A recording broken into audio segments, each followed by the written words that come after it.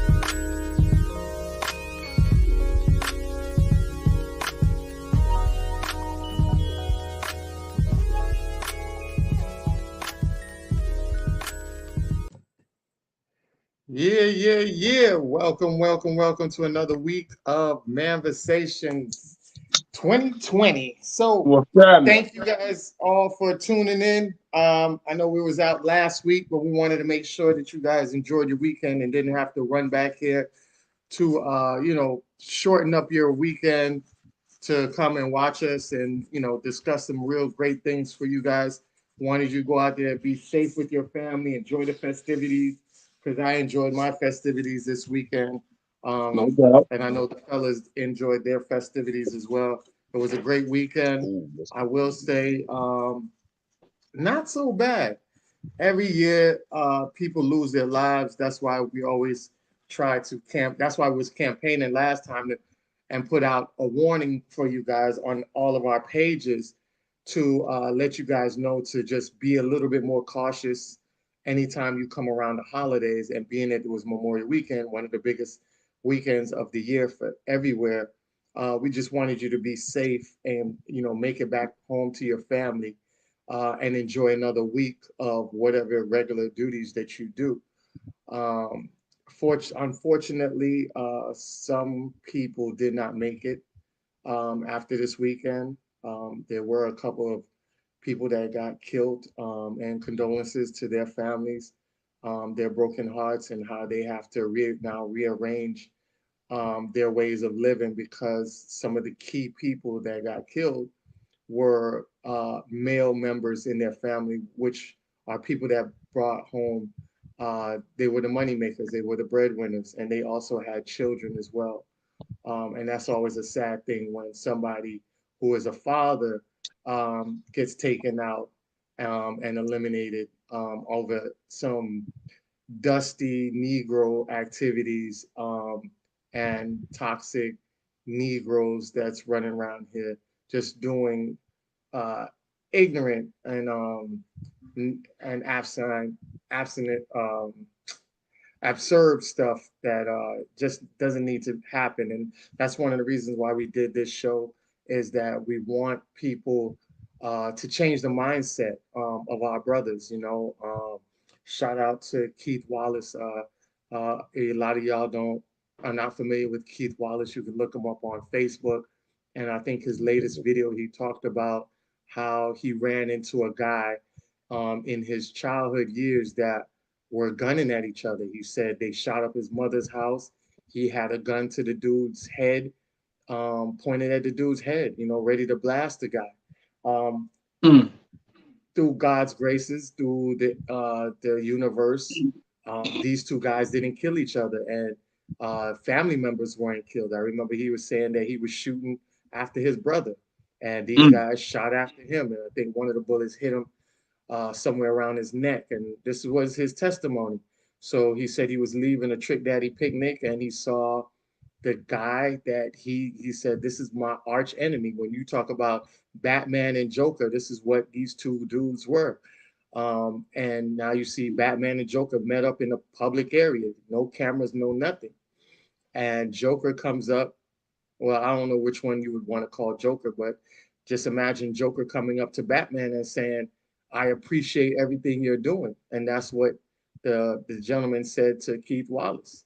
And That's it right. kind of spooked him to say, for him to say something like that. He thought it was going to be on site. And he said to him, he was like, you know what? I love you, my brother. Appreciate you. They dapped up and they put everything behind them and you know, congratulate each other for what they have been doing. And the other guy, I think he said, just jumped out of prison, just jumped out of the feds. Yeah. He was a big time drug dealer and he jumped out. And, they both changed their narrative. They both changed their mindset, which is huge, you know. And it just goes to show you that growth, man. You're never too old for growth. And that's pretty much the topic of what we're talking about tonight is protecting your peace. And Mm. protecting your peace is also changing the mindset, having a different mindset that you had in your adolescent years as you get older. And to see these two grown men see each other, and all they had was uh, very great, powerful words to say for each other and admiring each other instead of hating on each other. I thought that was a very powerful testimony, and I'm glad I got to hear that testimony because it goes to show you that you can change. And with Keith Wallace, he said, "I come on here and I rap about Black Power and I rap about uplifting the women and I rap about brothers needing to get together and how we need to build our community and stay away from the drugs and the poison and all this." And he said, that was my test. That was my test to see if I really was about what I talked about. And Sure he you were. said he passed I his love test. it. So, yeah, Mm. I love that too. And it was very powerful. But like I said, you guys can look at it through Keith Wallace on on Facebook. He has a lot of videos that you guys can watch.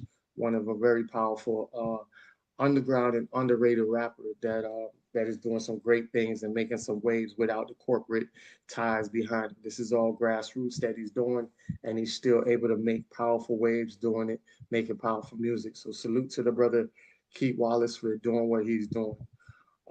So tonight's show, definitely tonight's show is protecting your peace. I think it's a very important show because if you don't protect your peace, uh, you can live a life of misery. This is what you call setting your boundaries, Mhm. having boundaries for yourself. So people not only respect your boundaries, but you also respect yourself for putting up the boundaries to protect yourself, to protect your energy and your peace, which is very vital towards your health. So we're Mhm. going to dive down into how you protect your peace. And I definitely want to start off with some of the definitions. So before we get into the definition, I definitely want to share this meme. I think it's a very powerful meme, right? So all you fellas out there that are looking to, your mindset is about growth. You're looking to be better. Um, One thing that you have to understand in order for your growth to show, in order for it to be powerful, the person you pick to be your life partner, to be your wife, or to be your husband, that is going to be that person that is key for you to live a very healthy and prosperous life. If you don't pick the right person, you will be living in the depths of hell every day for the rest of your life until you take your last breath. So Mhm. you have the power to choose whether you want something healthy that's going to be longevity and good for you, or something that's going to be very toxic in a longevity way that's going to be very bad for you. So you have that choice. Make that choice.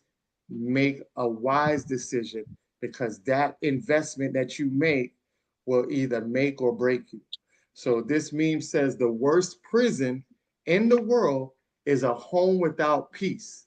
Be Ooh. careful who you marry or fall in love with. Wow. All right. So I Wow. definitely take heed to that. Um, in Yeah, the boy. biblical, let's go to the biblical where in the biblical form, Psalms 119-165 says, Great peace has Mm, come to those who love your law, and nothing can make them stumble. yes. So I Selah. think, Mm, yes, I definitely think it's very important as you see the law of peace is it applies to your everyday life. So make sure that you understand it in very great details. And that's what we're gonna basically go through right now just to show you so you have a little bit more clarity on how to protect your peace and how to go about it. Peace. So the definition of peace is freedom from disturbance, tranquility, a state or period in which there is no war or a war has ended. All right. The next definition we have is protecting your peace, means caring for and safeguarding your physical, mental, emotional, and spiritual self in ways that you define for yourself. Protecting your peace is a personal journey where ultimately you make the decisions and set boundaries for yourself that you mhm. determine to be in your own best interest. All right, and the part two to that is protecting your peace from toxic relationship. What does it mean to protect your peace? Protecting your peace means caring for, safeguarding your physical, mental, emotional self, spiritual self in ways that you define for yourself. Protecting your peace is a personal journey where ultimately you make the decision to set the boundaries for yourself that you determine to be in your own best interest. When to reach out, right? When to reach out. Since this is part of your boundaries. So we'll take you to the 6 boundaries real quick and then we can discuss them, right? So when to reach out. Relationships can be challenging to navigate sometimes, especially potentially toxic relationships where a friend or family member or someone else is trying to control or hurt you. If you think you might have toxic behaviors or that you are in a toxic or abusive relationship, consider talking with a trusted adult. Talking to a trusted adult, such as a counselor, uncle, auntie, or teacher, can give you the opportunity to learn healthier relationship skills so you can live in a way that aligns with your values. Are you a friend or a or are you or a friend feeling unsafe in a relationship? If so, consider checking out resources below for getting help. There's a lot of hotline numbers that you guys can contact. So do the research. If you feel that you are in that situation, it's best to tackle it in this early stages before it gets to a stage where now you're mentally stuck or you might be financially stuck and can't veer off of it and leaving yourself in a detrimental position. All right. So, what can you do if someone oversteps your boundaries? When somebody oversteps your boundaries, it's okay to tell that person what they are doing and tell them to stop. If you feel safe enough and that person is important to you, you can show them how to respect your personal boundary.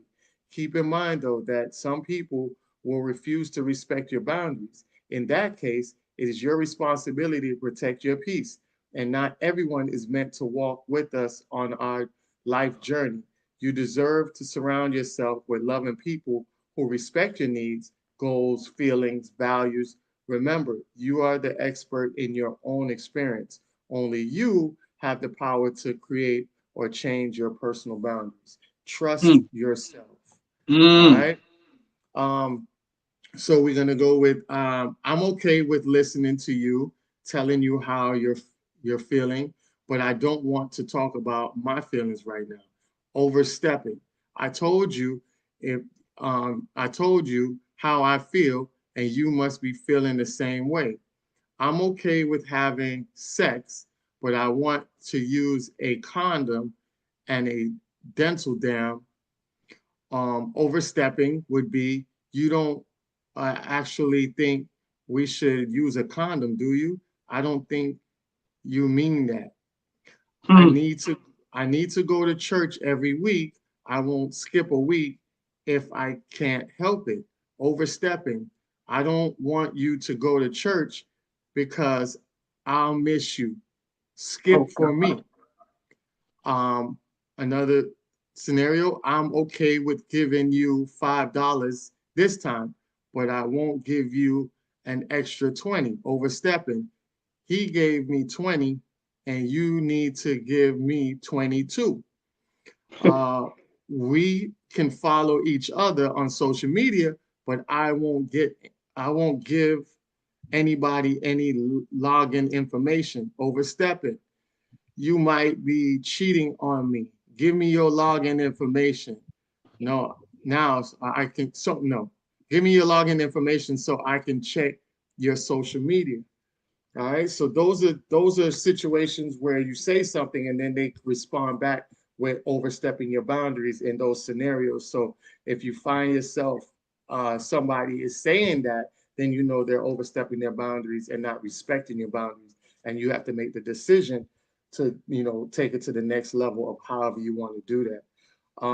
Overstepping boundaries. Sometimes people will overstep the personal boundaries intentionally or even try to change your boundaries. This might indicate a toxic relationship when somebody's trying to control or hurt you. Below are some of the boundaries that we just went over a while ago of showing you how they overstep.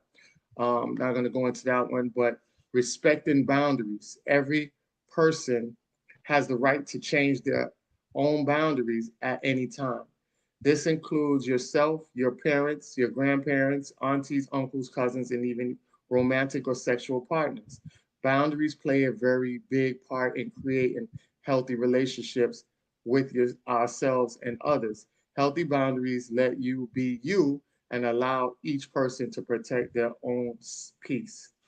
All right, so we just defined and went over different ways to protect your peace by setting boundaries. And I'm definitely going to turn it over to the gentleman and let them elaborate more on this protecting your peace or setting the boundaries. You guys have any additional information that you want to give out to the people on what we just discussed? Anything you guys want to add on?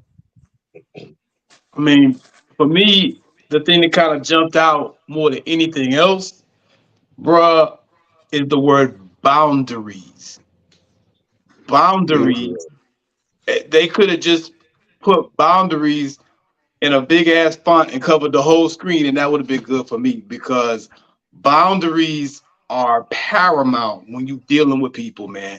The first thing you have to do from day one, from minute one, is establish boundaries. You got to let Yeah. people know it's certain lines you don't cross and that there's going to be consequences if you do. Some of us have an innate character that just kind of Mhm. says that. You know what I'm saying? And others have to Mhm. work hard at establishing boundaries. You know what I'm Yeah. saying? People like myself, Anthony has described me as stern. Some other people even describe me as abrasive.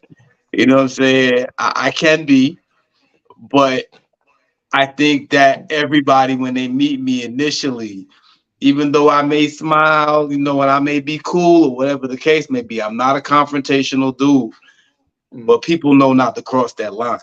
You know what I'm Yeah. saying? That is something that, it doesn't come to everybody easily. Some people struggle with it, but you absolutely have to establish boundaries when you meet people and when you interact with people because people need to know how far they can go with you. You know what I'm saying? Mhm. It's never a good look when people think that they can just say or do whatever in your presence. It's never a good look because they're always going to overplay their hand and you're going to have to check somebody. So, sometimes it's good, like it says in the meme, you talk to people, hey, look, man, you can just tell people to stop. Very simple. Just tell people to stop. Hey, man, I don't like the way you said that. You need to chill. You know what I'm saying? Or your tone was a little crazy. Calm down, bro. Let's keep it pimping. You know what I'm saying? Let's keep it G. Let's not jump out the window, so to speak. You kind of have to have those conversations early and often with some people. Now, some people like family and people that are real close to you, the often you kind of got to go with because you can't control your family. And sometimes your really, really close friends, they kind of get crazy here and there. But just randoms, you can lose the often because you don't have to deal with them. A lot of people out here under the misconception that you have to give people your time. You don't owe people shit. Do you? You know what I'm saying? Be your best self. Respect everybody. Leave people with their legs even when you got to check them. But at the same time, you don't owe anybody anything. And I think people need to understand that. The second thing that really jumped out to me is after boundaries, and establishing boundaries and, just kind of letting people know how far they can go is how often the word toxicity or the word toxic was used in there. And I think an integral and important part of protecting your peace is weeding out toxic people, toxic personalities, toxic situations. You're just creating unnecessary stress for yourself. You Mhm. understand? A lot of folks are under the impression that they need to be widely accepted. They need to be popular. That's why you see all these goofy ass people on social media doing this nonsense, these nonsensical things because they're trying to curry favor with the masses. That's for Mhm. the birds. You know what I'm saying? That's for the birds. And, especially you talk about manhood and alpha manhood, you Mhm. lead. You don't follow nobody's lead and you don't try to curry favor with nobody. You be yourself.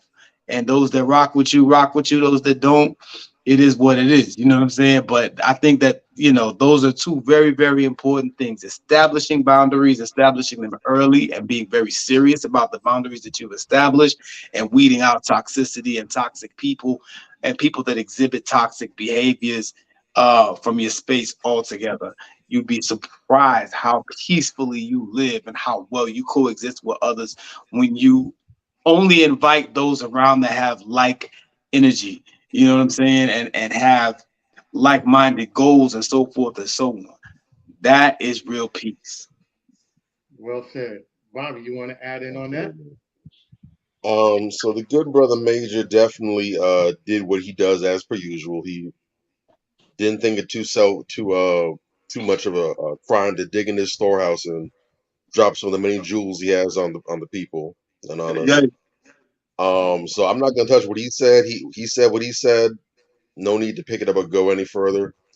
Um, I will say, as far as the whole concept of protecting your peace, something that jumped out at me, and something that I've kind of really been emphasizing in my conversations when uh, anything related to this is brought up, is the idea of uh, not sticking with basic, elementary, rudimentary, really inferior versions of things, because we understand that there can be a number of ways to do things or go about things. There's a number of different forms of things, but there's always a better way to do things. There's always a better form. There's always a higher, more evolved level of things, right?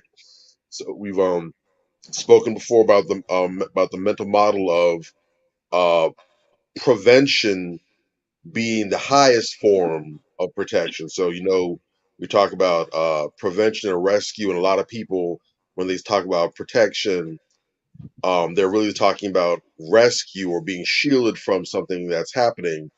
When the ultimate form of protection is prevention, it never happens in the first place.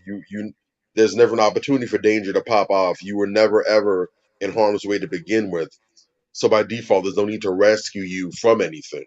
And that being the perfect or the highest form of protection there is. Same thing goes with peace. There's a version of that as well too. So very often we have this very basic concept of peace, where peace is just the absence of conflict. Peace is the absence of disturbance. It's the absence of upset. But once you get to a point where you've really built up your ability to keep and maintain and retain your peace, you'll find out that the ultimate form of peace is being able to keep your calm, keep your tranquility, keep your balance, your even keel, regardless of the circumstances. So there's a story I used to tell my little ones back when I had the young kids and I was just putting game on them. And the story goes that this uncle took his nephew to an art museum. So they're walking, looking at all the exhibits, and the boys playing. Look at that, uncle! Look at that! Look at that! Look at that! We finally got to this wall where there are two pictures hanging side by side. One was a picture of um, a bird sitting on this branch on this tree, bright sunny day, nice clouds and everything, not a care in the sky, just singing. I would imagine his head off, just completely unbothered. The other was this picture of this mother bird and this baby bird, and they're on this tree limb of the nest, and the nest happened to be right underneath this waterfall. And so you see it's kind of grayish, kind of gloomyish. There's water all over the place. You can imagine it's a waterfall, so it's loud, it's very noisy, it's very messy. But the mother and the baby bird look quite content. And so the uncle asked his nephew, said, "Son, which one of these pictures do you think better represents peace?" So the boy said, "Well, it's got to be that one on the left, uncle. Look at the bird. Everything's perfect. The sun is shining bright. There's all kind of animals around. It's very pleasant. It looks very joyous." And the uncle said, "Well, it is a peaceful sight, but the best representation is this one over here." And the boy said, "Well, uncle, I don't understand. How is that representing peace? They're under a waterfall. Isn't it loud and noisy? It sounds like thunder. You can't hear yourself think. It's really noisy in there." And he said, "Exactly, but look at the two birds. Despite everything that's going on around them, they're in perfect peace. They're not concerned about the water that might be splashing. The sound isn't bothering them and disrupting them. Those Mm, two are in their own world all by themselves, unfazed, unbothered." yeah. And it's important to get to that point, because if your peace is dependent upon external circumstances, so in other words, I'm going to dig a little deep with it. Mm, So if your peace is dependent upon you having job security and a job that pays you handsomely, if it's dependent on you having a top quality car, not even just a good everyday car, but it's dependent on you having a luxury car, Mercedes Benz, if it's dependent on you having a significant other in your life that doesn't get on your nerves, the perfect being, mm, your mm, kids are well behaved, you have perfect neighbors, uh, weather's always good around you, no one dies around you, you have no stress. In other words, everything is going right for you. The wind is just in your sails nonstop. yeah. If you're dependent on that for your peace, you're never going to have peace. Because as I long agree. as you're alive, my grandfather used to say, as long as you're alive, the price of living is going to be problems. Mm. Problems is the price you're going to pay for life. If you want to have a problem-free, worry-free life, go dig a hole about 6 feet, jump in, and make sure you bring the dirt back where you found it, right on top. Because that's the only way you can find that kind of peace, because it doesn't Right. exist. Right. As long as there are two, it only had to be two people breathing. You could be the last person on Earth. There's going to be inclement weather.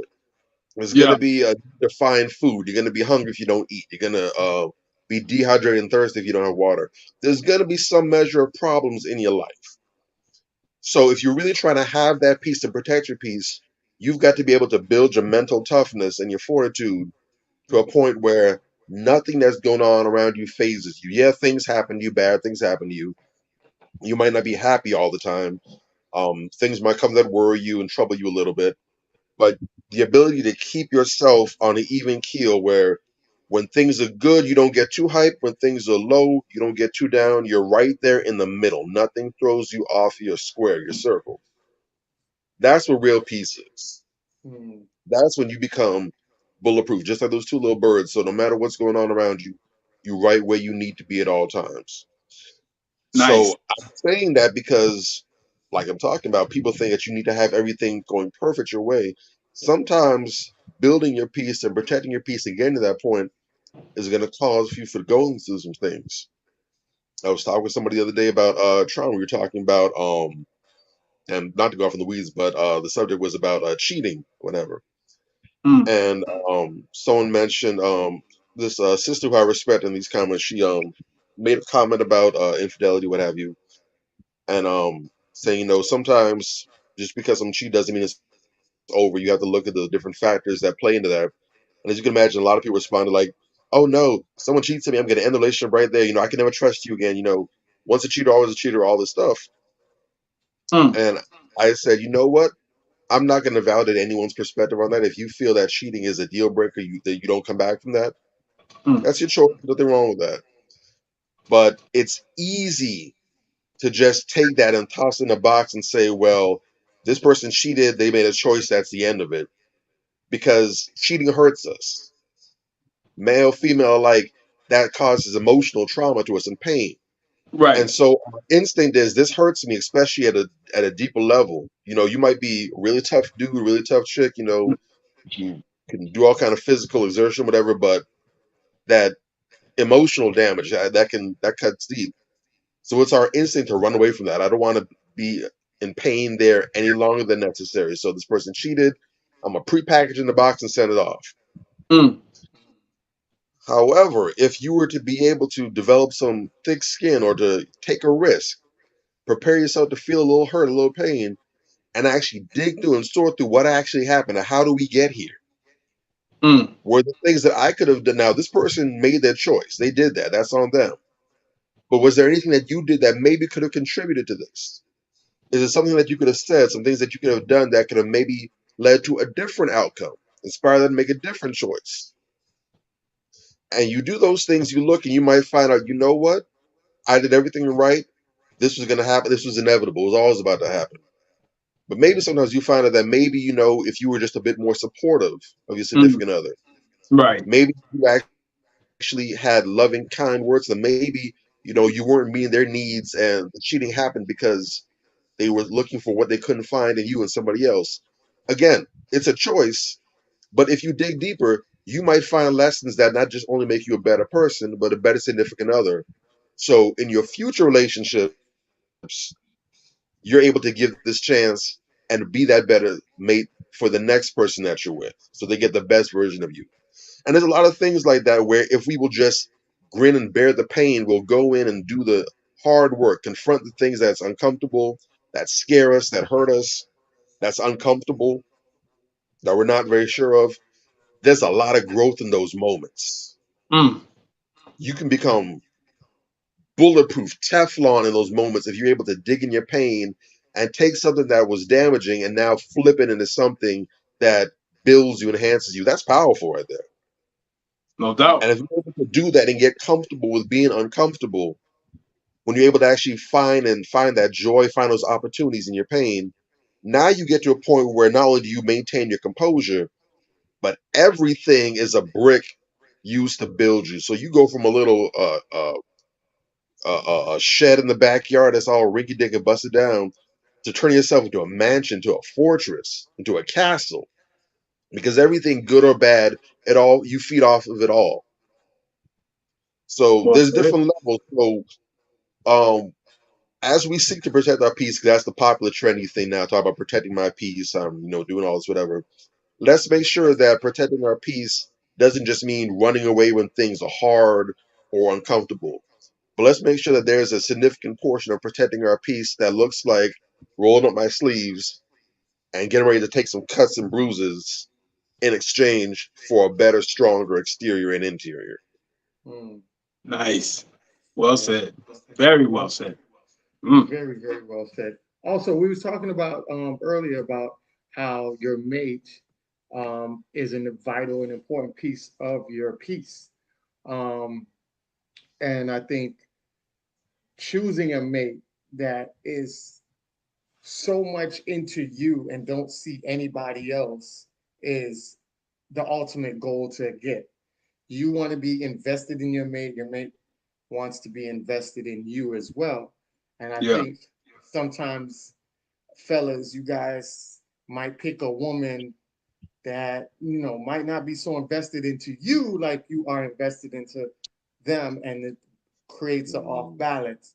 And now it's more of, okay, she might be there to use me for my resources, and I'm sitting here putting her in a better predicament, in a better situation where she can actually benefit from it. So I'm gonna show you a video of a guy who has a lot of followers, and he decides to put his girl on camera and show the world that this is his girl. And this is what happened in the process. Mm-hmm. I think that's the. Oh,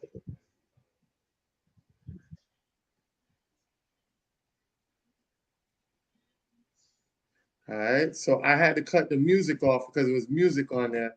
But what had happened was he was selling this girl to his followers. He was like, hey, this is my girl. A guy walks by and her neck breaks, follows the guy walking by. He realizes because he sees her in the camera, and he's like, I just know this woman is not looking at this man while my followers are here. And he just like, oh, what are you doing? You know what I'm Bruh. saying? So you got you got Bruh. to know who you're dealing with because that's public that's the embarrassment, beam. right? That is something that you have to understand that makes you kind of look bad. It Yeah. makes you really look bad. Another thing that I think talking about looking bad, I had to mute the music. A lot of times people will put music behind the videos, but I want to show this video too, because a lot of times you guys are out here trying to make women look bad, and in actuality, what you're doing is you're making yourself look bad. I Mm. remember I was telling somebody that I was telling my peoples that this the other day about how um, I learned a lot from what's his name, Maury. Yes, I learned a lot from. Didn't we all? I Didn't we learned all? I learned a lot Good from old Maury, mofo. right? And I was saying that one of the things that I learned from Maury is Maury had a show called Who's the Father? And I know a lot of people would laugh and a lot of people would carry on when the young lady would end up not being that guy's child. And but before it got to the results, I always noticed that the men would get up there and they would dog this woman. They would be like, oh, she's a hoe. It can't be my baby because she was a hoe. She was a slut. She was easy. She was this and that and that and that. And it dawned to me, right? Because it never dawned to me at first when I started watching. I was like, damn, you know what I'm Mhm. saying? Damn, she Yeah. was really bad out here. But then it dawned to me, like, as you grow and you learn, you say to yourself, like, if somebody's really that bad, then I went, not only did I not have sex with her, but I had sex with this person unprotected.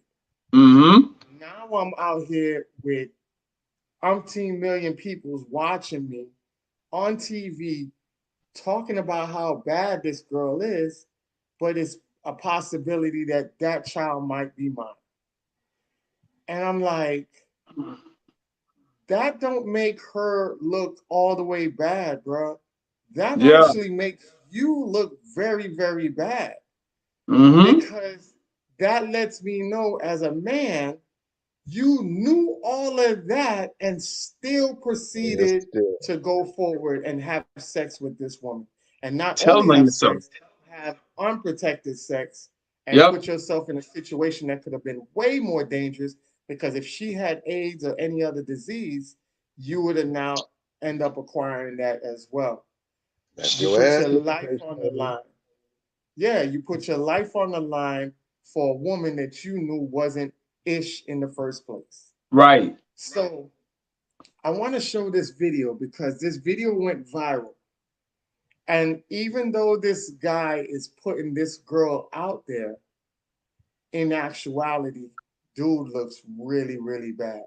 And Mm-hmm. there's a lot of you fellas out there, and I want you guys to watch this video, because there's a lot of you fellas out there that's just like this guy. A Yes. lot of times people don't understand Yeah. that when you are a man that walks and talks and moves in a certain way with respect, dignity, women will see that.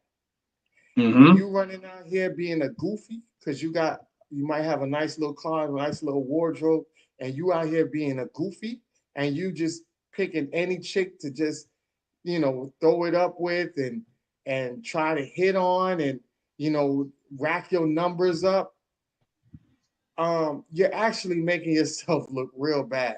And you're not the top quality dude you think you are.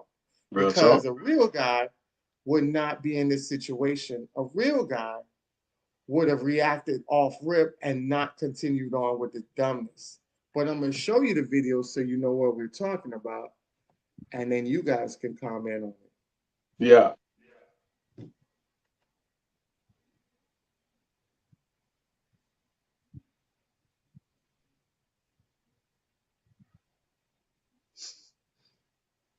Ah, ah.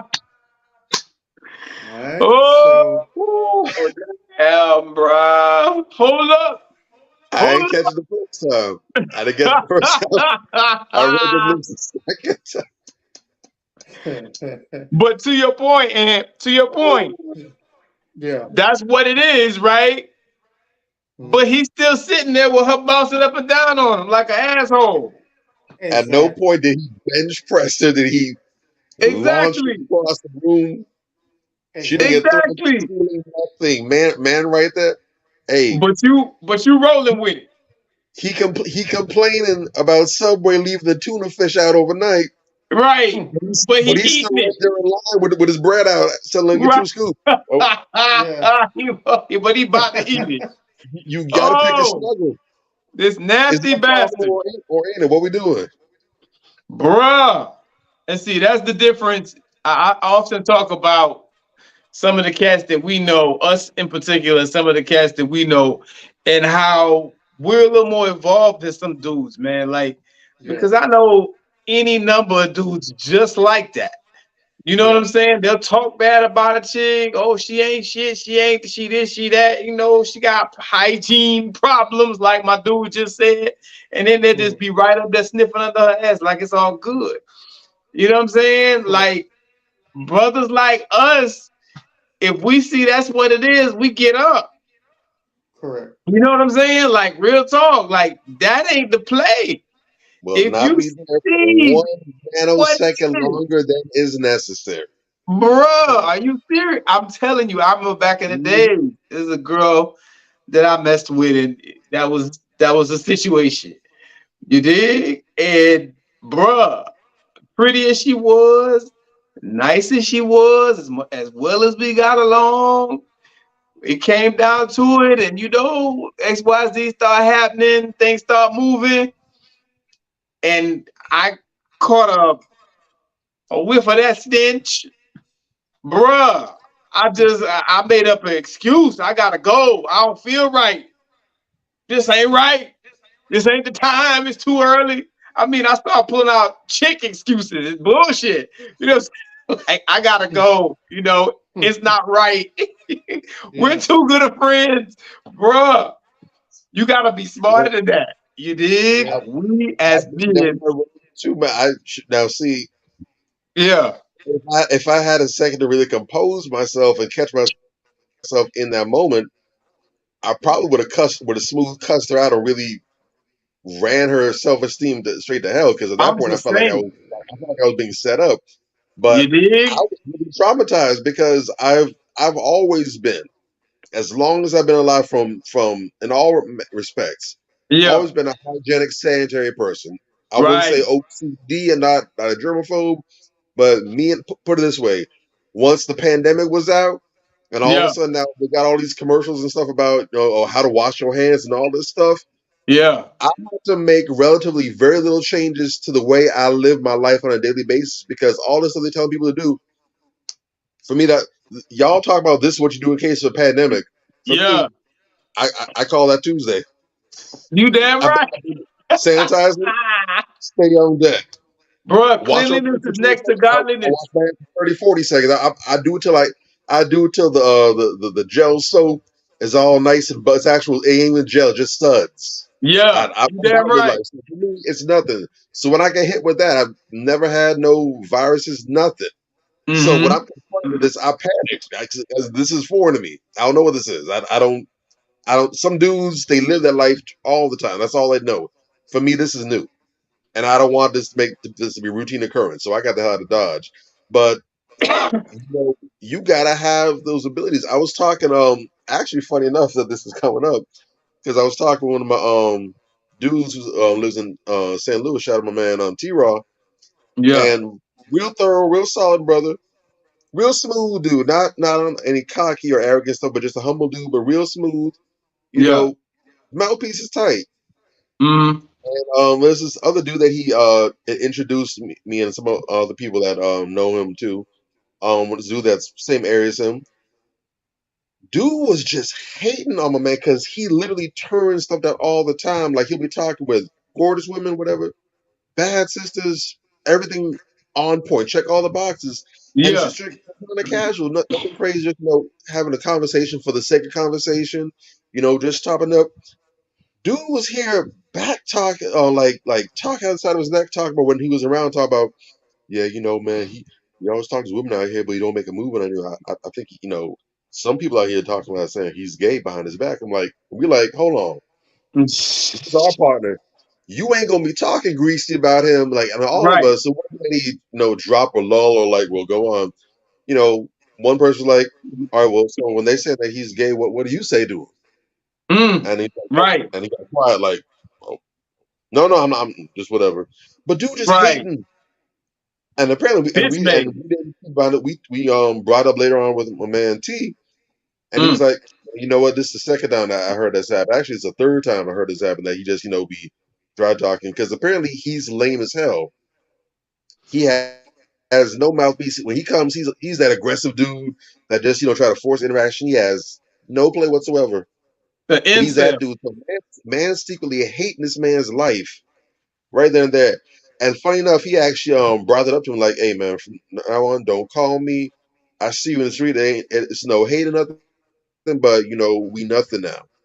Yeah. And this is an old. This ain't no 20-year-old dude. This dude got me like mid-40s. It's an old nigga. What? Old nigga. See, I know My that man guy. T. My man T. Just turned 43. In May. No, April. He just turned 43. Dude, like 45. Old Mm. head. Still, and it's not the fact that he doesn't have the skills to deal with women, but it's the hating. And I told him Yep. like, man, you need to get that dude from around you because somebody that hates you like that, and and mind you, he introduced us to this dude. We don't know him like that. Man barely noticed for 5 minutes, and God man damn. out here, shit talking about his back. Like, bruh, dude like that, if he get, I told him straight up, a nigga like that around you, if he thought for 1 second he could get away with it, he would dead ass shove you in front of an oncoming train. Hell yeah. Oh, Because hell yeah. that is hate. It's just totally That's unnecessary. hate. Yeah. It's totally But unnecessary. the opposite Why is of he saying that? he's jealous that this man is literally turning down more tail than he probably could have had in his whole lifetime. But he's selective. He don't just put Exactly. himself out there like that. He's not moved by. It's not that he's abstinent or that he's has a vow chastity, whatever. But he's selective about who he moves with. Doesn't, as far as I'm aware, doesn't do anything outside a relationship. He's very thorough about how he handles business, and You that's know why? attractive to him. Yes. And you know why? Because he's protecting his peace.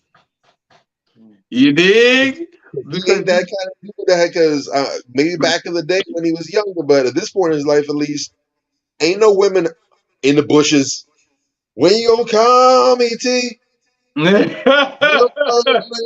Ain't no one pull up on his workplace. No one slashing his tires and stuff. No one knocking right. his window. None of that crazy stuff. None Real of that talk. nonsense. Because it ain't worth it. And we've had conversations. It ain't worth it.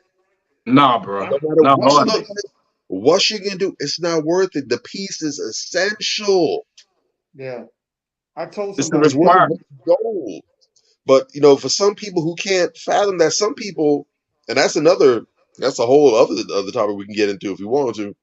For some people, peace is scary for them. They can't be at peace because when you at Ah. peace, it's just you and your thoughts. So some people, they got to keep a storm around them. They got to keep a crowd around them. They got to keep some Drama. drama popping off because they that's can't trauma bonding. they can't handle function. They need dysfunction. Some people Trauma bonding. can't function in that. They don't know what to do. They don't know how to act. They sabotage it. They find a way to screw it up. It's like pigs in mud. You put a pig in a nice clean environment, not a pig that's been raised on it, but you put a wild pig out there. It's a nice clean environment. It's all pristine, whatever. Yeah. He gonna find a way to get a mess again because he likes that. He likes to root in that mud and that shit, and the feces and the garbage. He likes that. Yeah. He Yeah. don't feel good anywhere else. Some people are like that, Yes. and that's a real problem. They embrace and they function in chaos. They can't function in peace. They are very high functional in chaos. It's kind of like you have a lot of addicts, right? We crackheads or severe drug users. They function better under the influence than they do not under the influence. You know what I'm saying? Their functionality. It's weird. Functioning addicts. Yes. Yeah. Functioning addicts. And it's a weird dynamic. But we go into that topic goes under the umbrella of trauma bonding. And that is something that's very serious because let me tell you something. A lot of women out here that say that they can't find a good man, a lot of times they're looking for the dysfunctional guy to, and I talked about the savior syndrome. So they're looking for a dysfunctional guy that they can turn into a functional guy. And it's kind of, it kind of bumps head with what they're doing. But in reality of it is they want somebody that they can trauma bond with, and that's how they get a connection. If they feel like this guy is everything and he doesn't bring no trauma, they're not used to it. They'll say he's boring. Boring. So yeah, Right. that's a whole different topic. Or we could go east on that all day, every day. That video was disturbing. That video was disturbing, bro. You sitting up there with a smile on your face, just a kiki and a caca, you know something is terribly wrong, and you sitting your dumb ass right there. And you know what? In hindsight, it's a real moment. In hindsight, I had my initial reaction when I saw that, and it was funny watching the realization dawn on him. Like, but in hindsight, I'm gonna give our brother the benefit of the doubt, and I'm gonna assume that maybe, just maybe, he was just stunned. He was in shock. Like he was still trying to process what it was that was currently going on. Like he trying to make sense of it. I'm gonna give him the benefit of the doubt. That's what we're going with. I'm gonna be kind That's, today. Maybe that's what we going Uh-uh. with. yes. I can't give him the benefit of the doubt because you know why? That one thing she had in her hand that just lets you know she wasn't nowhere near any girl that just randomly just came through and that just was going and popping on in that time. She had a whole fifth of Hennessy bottle in her hand. I knew Really? you. Yeah, man. I didn't notice that. You didn't notice I that? saw. I You saw didn't it. notice that? But Hold up. in her Nah, right hand the Let's whole bring it time. back. Hold on. You In didn't her right notice hand the that? whole time. nah, I didn't I catch it. knew you was going there. I You knew you didn't was catch going that? Nah. Oh man, you gotta catch that, my brother. Hold on. Let's I bring peeped it back. that the first time Right. around. You don't see that? Yep. Oh, You yeah, didn't it see it, barely came Major? in the screen, but yeah, I caught it. Yeah. Oh, okay. Yeah. You know what I'm I saying? knew it. So Jesus. yeah, And then so she that's got a why I whole said back out with the yes. with the ill stripper dress popping. It's just come on, bro. Like really, And come on, his top lip jumps up his nose like, hey, look. man. I'm I'm I'm pretty sure he got the number and probably wanted to make sure she showered up before he hit. I'm He sure probably ate her ass. I mean, let's just keep probably. it a buck. You go sit there through that. You know what's going on, and you sit Yeah. there caking and kikiing or whatever. Like it's funny. Like you said, you making yourself look bad. You trying to make her look bad. You trying to get some laughs from your homeboys, but you making yourself look like the ass because you sitting there through all of it. Mm. And you know what I'm saying? And you got this chick all dancing on you, man. If your hygiene ain't right, you don't smell right, you don't look right, you can't come anywhere near me, let alone dance on me. You Yeah. understand? In my single days. But then Yes. again, I'm one of those guys. I'm very Yeah. like the guy said. People said the same thing about me. Oh, he must be gay. He this, he that. Because let me let you in on something. A lot of brothers out there, young brothers, give you some free game. Unfortunately, a lot of the time, one of the best ways to make a female enemy is to simply reject a woman. Bruh, this media apparatus out here, and the homegirls and the mama from when they was 3 years old telling them they're a princess and their sugar and spice and everything nice or whatever. They never had to really work to get anybody's approval or anyone's to curry for anyone. They never had to work for anyone to try to curry favor with them because they Yep. just look good and people just gravitate to them. So when you are the type of person who's more discriminating and you require more, you know what I'm saying? They don't know what the hell to do. No. I've been there a number of times. Oh yeah. The same way like you describe your homie, I got this gazelle standing in front of me, banging, you know what I'm saying? Strong 9. And I'm just not interested. And it could be any number of things. It could be something stupid she said when she started talking. A lot of those women, when they start talking, they just talk stupid and they have no idea that they're even talking stupid. You know what I'm saying? It could be that. It could be the way that they're dressed. There are people that we know. They've tried to introduce me to the homegirl, whatever. I'm like, my God, look how she's dressed. You know what I'm saying? Right. People don't realize that men of consequence look at those things and value those things. If I'm looking at you the first time I met you, sometimes, hell, with this particular person, I'm thinking about the second, third time I saw you. I'm looking at you. You're a nice looking lady or whatever the case may be, but you dress and comport yourself like, a lower class woman. I'm thinking, damn, I can't even take you out in public. I can't introduce you to my mother. You understand what I'm saying? I can't take you seriously because you don't understand that the way that you comport yourself is a problem. You know what I'm saying? To a discriminating man and to men of consequence, that is important. The way you dress, the way you talk, your tone, the way you interact. Are you combative or are you cooperative? You know what I'm saying? All of these little nuances. It could be something It as matters. simple it could be something as simple as your countenance.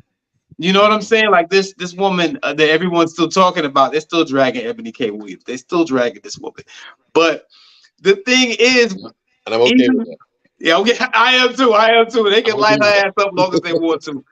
But the thing is, like when you look at her and you watching her countenance, just the way she holds her face. You ever heard that term, resting bitch face?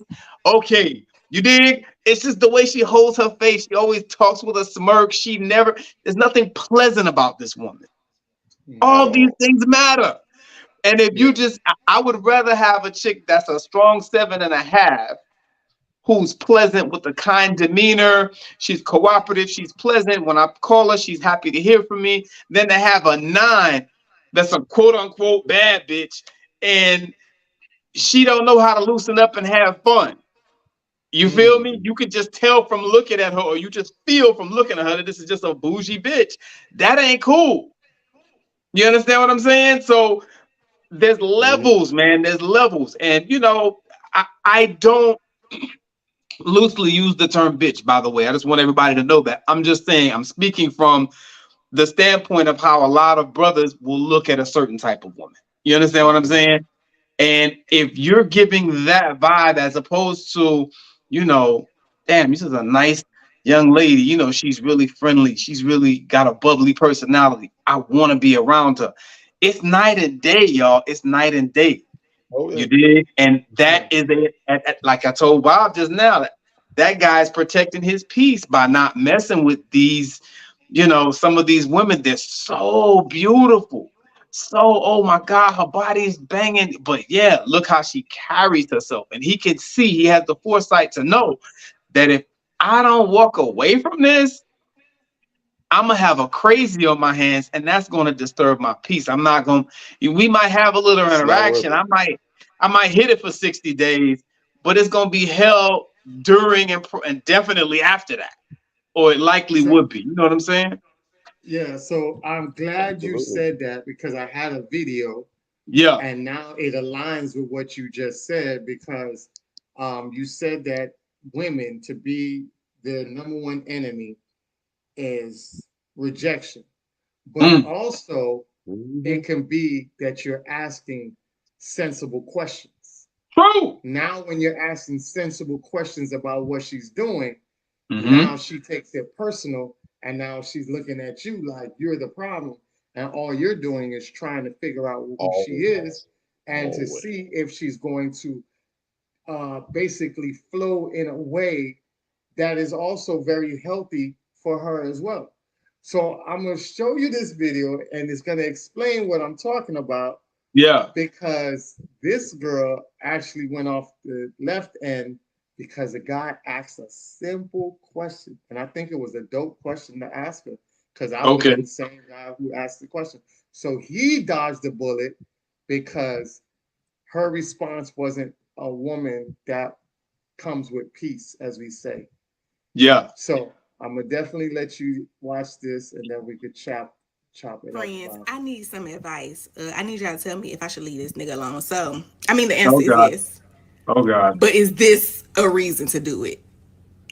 Okay. So I'm on FaceTime. We was on FaceTime and he said, "What you doing?" I said, "I'm eating." He said, "What are you eating?"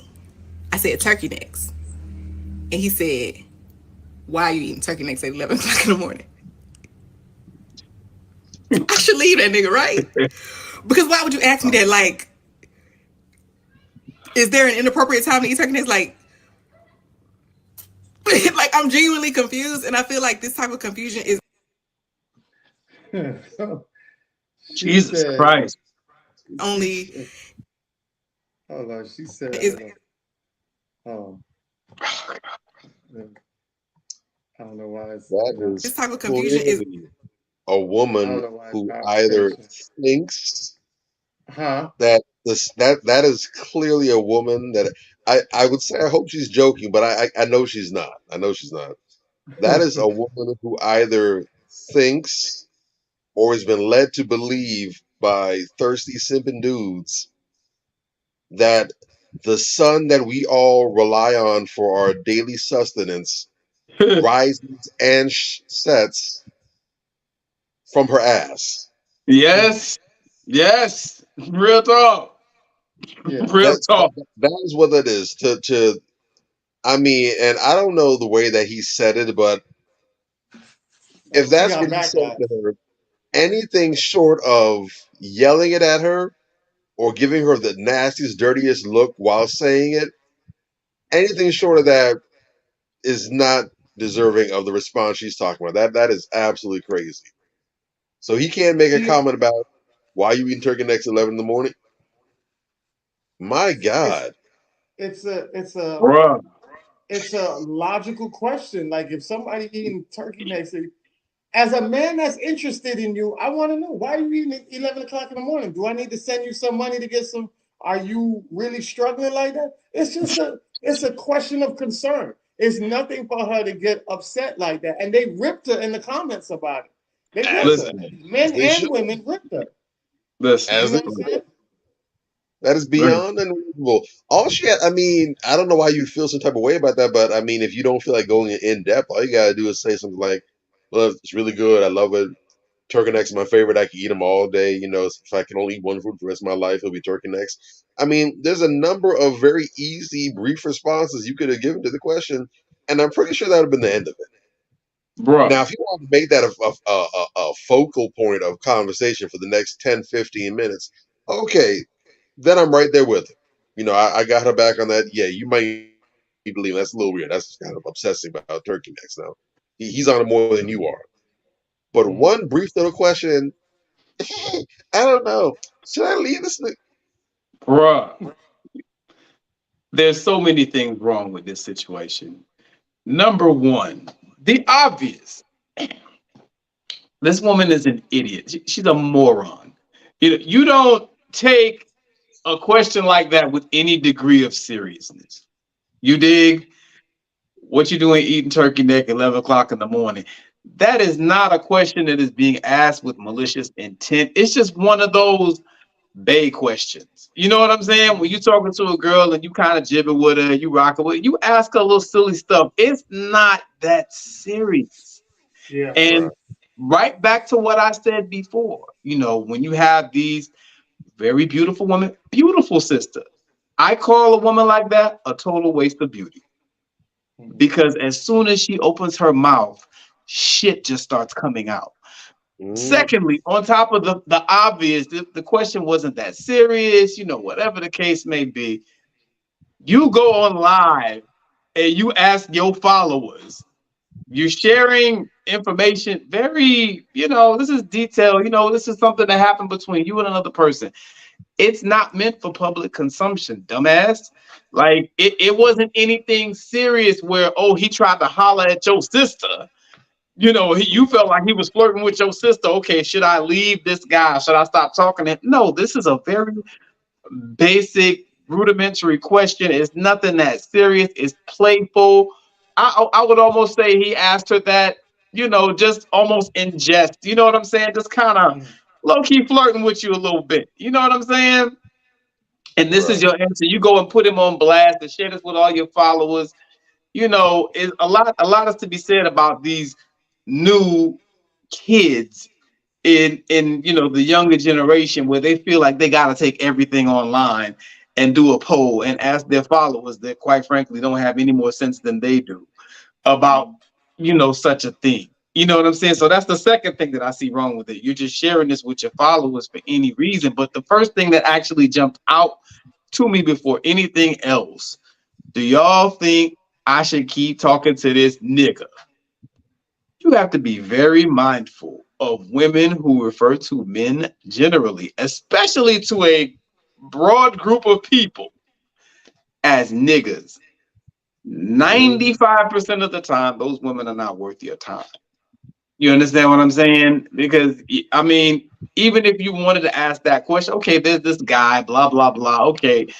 But just the fact that she refers to him as a nigga Mhm. tells you just about all that you need to know about her. Yeah. That's my 2 cents. You know what I'm saying? Like that is the first red flag for me. Then you put them on blast to your followers, and it's just stupid. It's just silly. And this is Cloud another chase. situation. She'll be out here in a few months talking about niggas ain't shit. It's Yeah. typical. You can set your watch by the shit.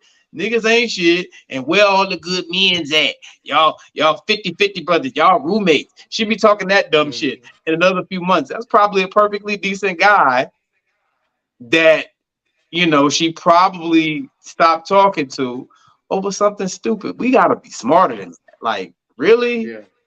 But shout out to that brother, because she just helped him protect his peace with her dumb ass. There's no reason for that reaction. It's just not. That's You true. know what I'm saying? She deserves whatever she gets. She really does. That It's is true. ridiculous. And That's pathetic. Hopefully he sees that and takes the cue. yeah. And just to basically in his favor, just to give more context for women that are out here watching that, just remember that most men, a man of quality, right? A man of quality, if you're dealing with somebody that you might feel like you want to do more for them, and women always talk about they want men to do for them without even asking, right? If I really like you like that, I'm asking you that question and concern. Because, like I say, I Could might be. send you money if you need something to eat. Because turkey necks, nigga, I'm Jamaican. Mm. And I eat a lot of Jamaican food, but I've ate turkey necks before. And turkey necks, you can't get filled off a turkey neck. Turkey necks is really something to just suck gravy off. Really, it's just mostly gravy because the turkey Mhm. neck meat on it's nothing but bones. There's barely a Yeah. little bit of meat in It's between the enough. turkey. It's not even enough to fill you up or make you even full or even to even pinch your stomach. You know what I'm saying? It's nothing. All you're gonna get full off is sucking the juices off of the turkey neck. So if I'm a man, and ladies, y'all gotta understand this, if I'm a man of quality, if I'm a man of stature, I'm gonna make sure that you're fed, you ate. But Right. remember, if I'm talking to you, right, or I'm going with you, when I leave out this house, I represent you. When you leave out this house, you represent me. When you're at work and your coworkers see you eating, you represent me. Mm-hmm. See, subconsciously, we don't think like that. But men of quality think like that. Because guess what? If you're a poor girl, if you're a poor woman, and I'm here and I love you like that, and I know your threads aren't up to par, I'm going to dress you. Because if I love you, I don't want you representing both of us the way you're representing. Right. So No when doubt. you're out here eating, subconsciously, this is what men think. They think like people are looking at my girl eating some shit that make her look poor as fuck. Now, if you are out here and that's what you like, then Yeah. okay, tell me that's what you like. And then I understand. So if somebody come at me and say, "Hey man, I seen your girl eating turkey necks. Y'all straight over there?" I'll be like, "Nah, that's just her thing. She just like to eat shit like that." You feel me? And they be like, "All right, cool." But I can't have you out here eating turkey necks and then you over here telling your coworkers, "Man, I'm starving. Like I really wish I would have had something, a better meal or something." Now that makes me look bad indirectly Right. because your friends know you talk to me. You Right. see what I'm saying? Sometimes you women set men up to look fucked up in the limelight. And that's why a lot of these women go ahead and be your echo chamber with the bullshit rhetoric because of how you set me up to make me look like in front of them. Great So point. this is just a concerning issue for him as a man that's interested in you to say, why are you eating at 11 a.m.? Maybe can I fix that? Great Talk to me. perspective. Great perspective. You I see what I'm like saying? that. Yeah. So But anyway it goes, yes, though, it don't deserve that reaction that she gave. Either it way. doesn't. And I'm glad she got the feedback and the backlash she got from it. Mm-hmm. And it was just crazy. But you gotta have that type of element of discernment when it comes to a man. And like I said, a lot I think you had commented on my comment that I left on Kimberly's page, um, about, she was like, tell the guy, fellas, give some advice to the women, Yes, right? I You did. remember that one? Excellent. Okay. Excellent advice. All right. So I'm gonna run down what I commented on her page. As she says, she made a post. She said, "Men only, give the ladies some relationship advice." Mm-hmm. And this is what I wrote on there. Uh, Let me pull it up real quick. Uh, let's Yeah, that see. was excellent. Okay. I think she said she was gonna save it and use it because it was that good. Oh, It really she was. yeah, she made a post that said, "Ladies only, give men advice," and she copied everything I wrote and just flipped it for the women, and she ended up getting more likes over there because you got a lot of people that don't like you, so they'll like her shit even though they'll see your shit. You know what I'm saying? Right, All right. right. So I said, so this was the 5 points that I gave. I said, listen to comprehend, not to be defensive or confrontational. Listening can help you resolve the issue before it escalates too far left, right? The reason why I brought this up is for the second point that I made. I told the ladies, get some mentors, men and female. They will help balance you out so that when you finally meet someone, you can come equipped with great information from both sides. And that goes back to what I was saying with her. You know what I'm saying? If you understand men more because you have male mentors, you won't go out here and say goofy stuff like that. Because what we're telling you right now is not something the perspective the average woman is looking at, because the average woman doesn't sit in the mindset of a man. You know what I'm saying? So you're not going to get that aspect of it. Real So talk. I just wanted to, I'm not going to go through all of these, but I just wanted to basically highlight that point about women getting male and female mentors to get Real more talk. gain from both sides so you get more insight. You know what I'm saying? So definitely that was something that I really, really wanted to show you guys with what was going on, because I felt like, it was a very good point, perspective wise, for women to see how some men would think, and that you don't go off on the deep end just assuming that he was just asking you a ridiculous question or something that he didn't need So, to ask. well, All see, right. So, that goes back to, are you mhm, confrontational or are you mhm, cooperative? You understand yes, what I'm saying? She's exactly. looking for a reason to get into some type of conflict with this man. That's the Which long and was my short. which was my number one point. Listen to comprehend, not to be defensive or confrontational. Right. Listening can help you resolve the issue before it escalates too far left. You don't listen to hear what the hell he's saying. But yes, so we're definitely going to get off into our trendy weekly topics, because we're talking about women, and how they can go off in the deep end sometimes by Hmm. making some silly, silly decisions. And Yeah. one of the premier thing that I saw that I wanted to talk about was Kim K. Kim Kardashian got vulnerable about dating with 4 children. Who's ever gonna want to date me? Mm. Hmm. Now, Mm. as you know, we've been saying this for a long time. Men have been Hmm. telling women this for a long time. Sometimes your mistakes.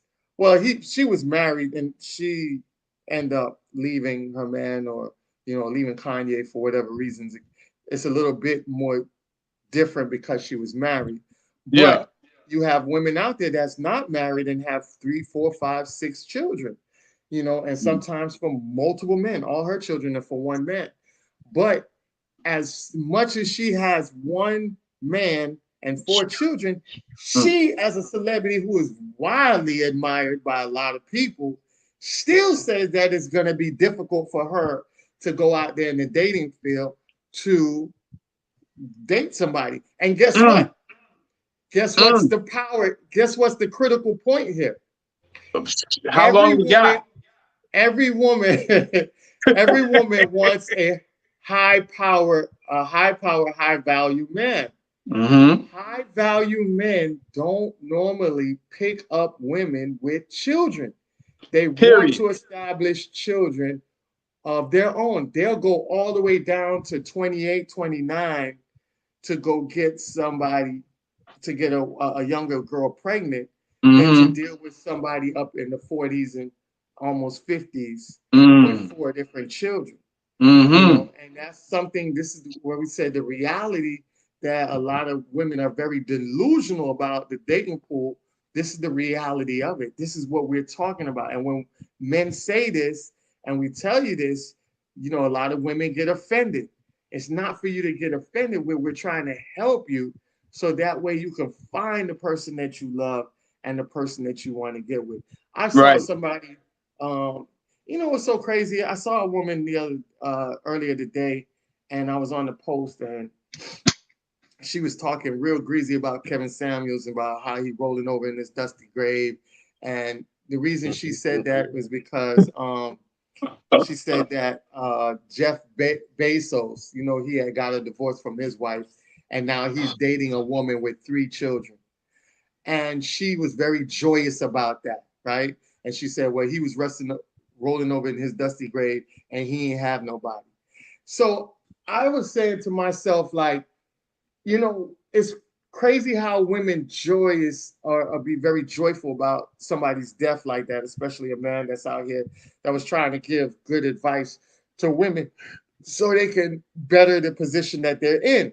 Right. And then she didn't even know. She was so proud that this Jeff Bezos engaged with a woman with 3 children that she didn't even realize, like, did you examine who the woman was? Did you Mm. understand that this woman comes with a lot of resources? No, of course See, not. that's what you don't understand.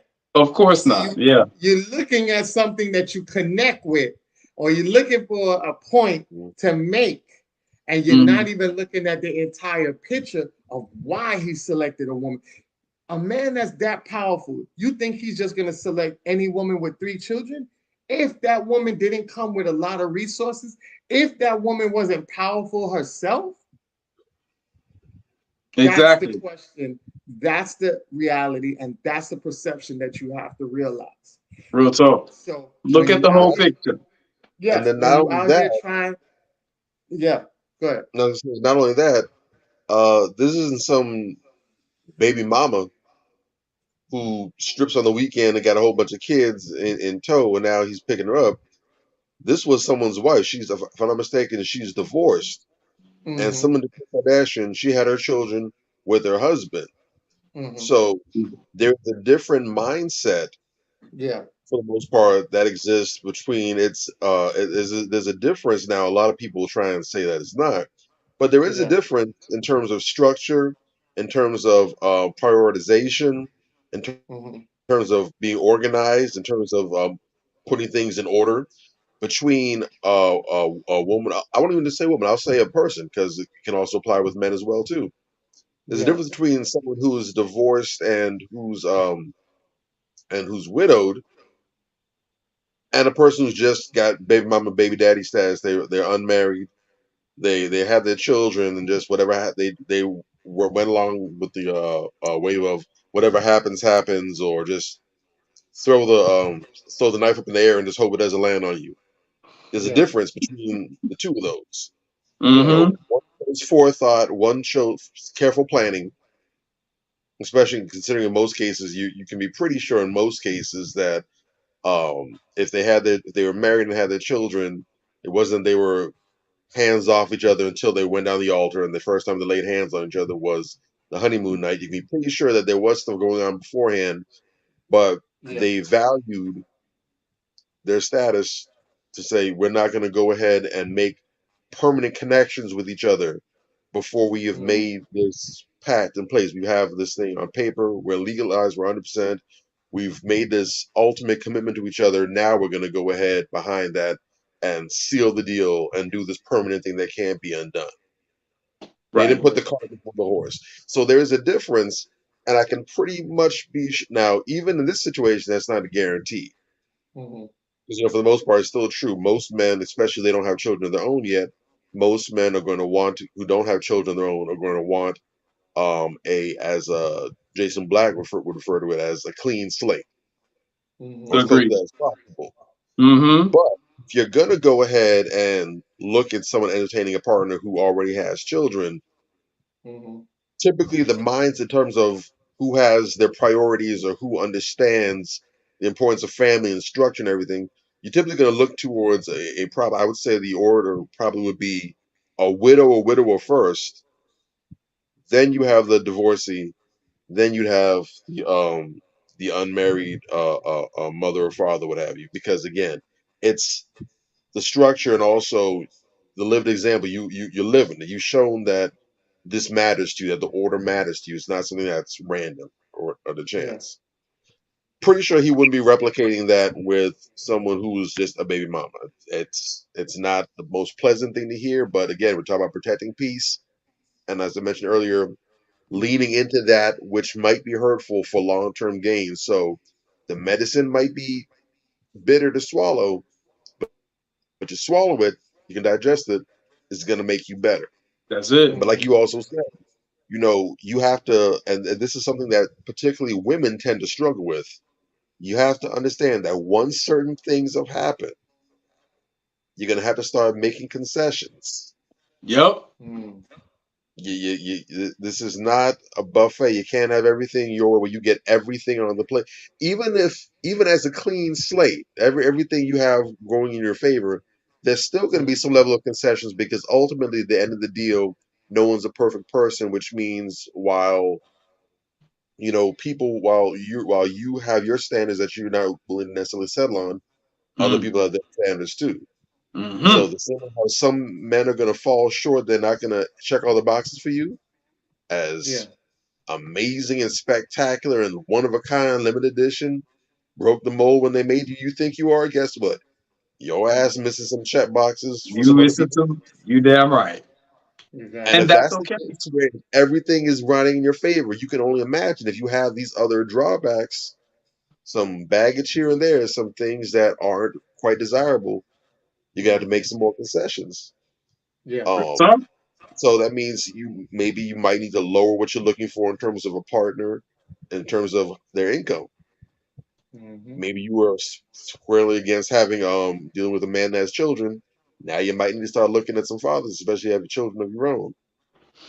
Maybe he can't mm, top 10. Maybe he can't be walking around looking like Idris Elba.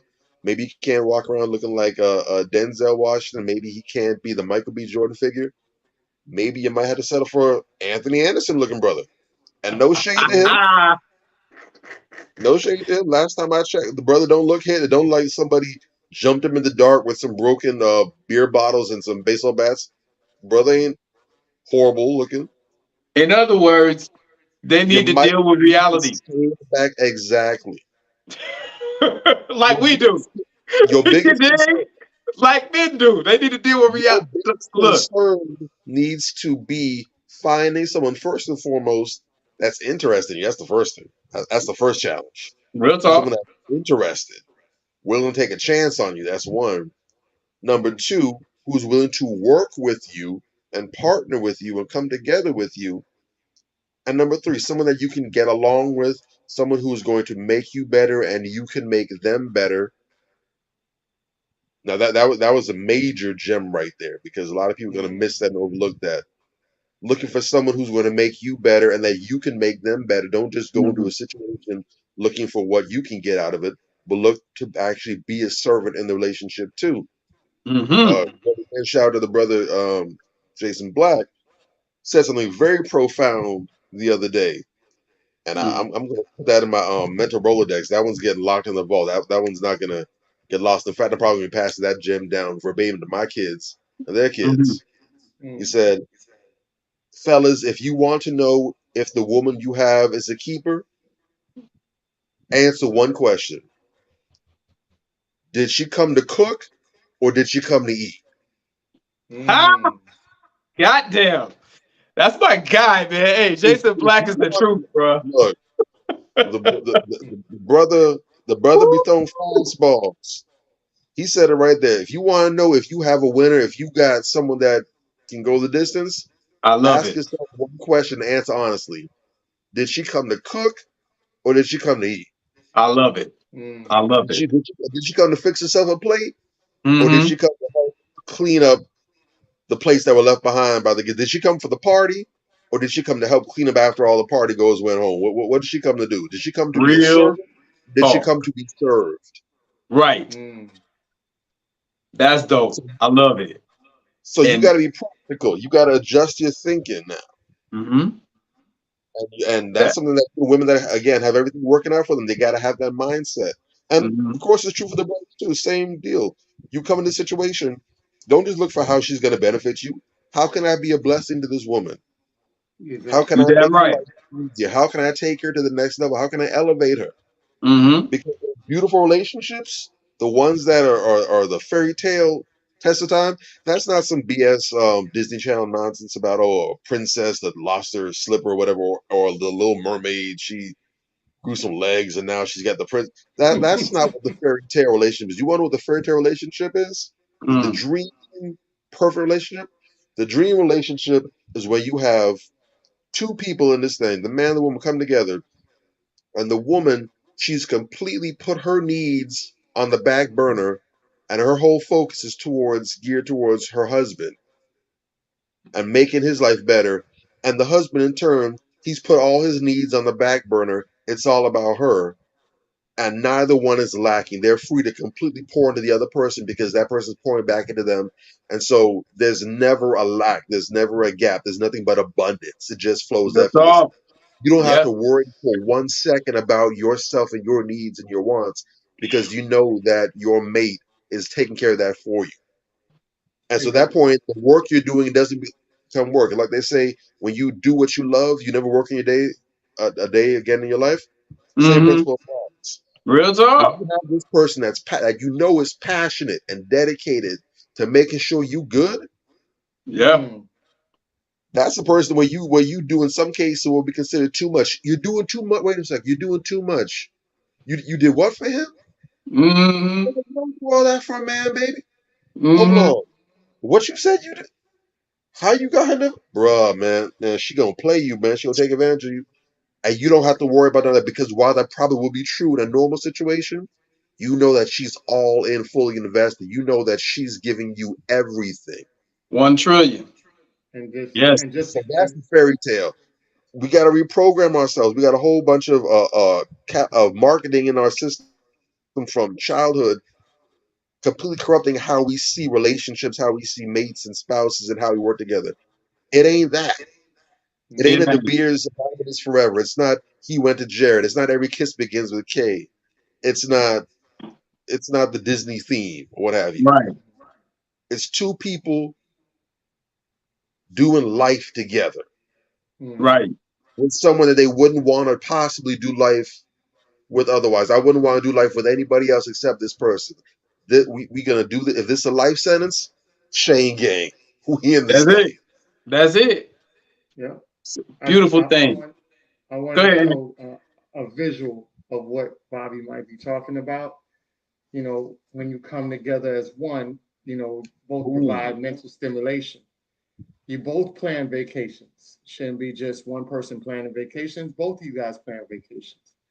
Building generational wealth together. That's super dope. Knowing each other's love language. That's reciprocal mhm. energy. Big. Schedule date nights. That shouldn't be one person. That should be both of you guys. Mm-hmm. Healthy relationship goals. That's talking in a healthy way, communicating in a healthy way, and functioning in a healthy way. So you have a healthy home, a healthy household. Remember, your home should be peace for both of you guys, not for Mm-hmm. one person, for both. Right. Patience and passion. You guys should have both of that. Effective communication. You shouldn't never be on the terms of arguing. You should always have a discussion, and you can have agree to disagree moments, but it should never be anything that gets tossed all the way to the left where you now cursing at each other or saying things that you guys can't take back. So you got to be very conscious about yourself and the words you use, and being effective in communication can do that. And healthy boundaries. That's what we're talking about tonight. Having those boundaries, protecting your energy. Once you have all of this together, guess what? Now both of you as a couple are in a protective aura. Mm-hmm. Nice. Energy is secured. See what I'm saying? So I just wanted to wrap that up and give you a visual of how that is. Also, I agree with Bobby. There's and Jason Black when he says, you know, what type of woman you have. I've noticed a lot of women been out here on this campaign and this little feminist journey about how being in a marriage is slavery. They don't want to, you know, do slavery duties and things like that. And this is why a lot of the guys are now saying that they don't want to combat with that. They'll just jump on a plane and become these passport boys and go to a foreign country where they can find women like this.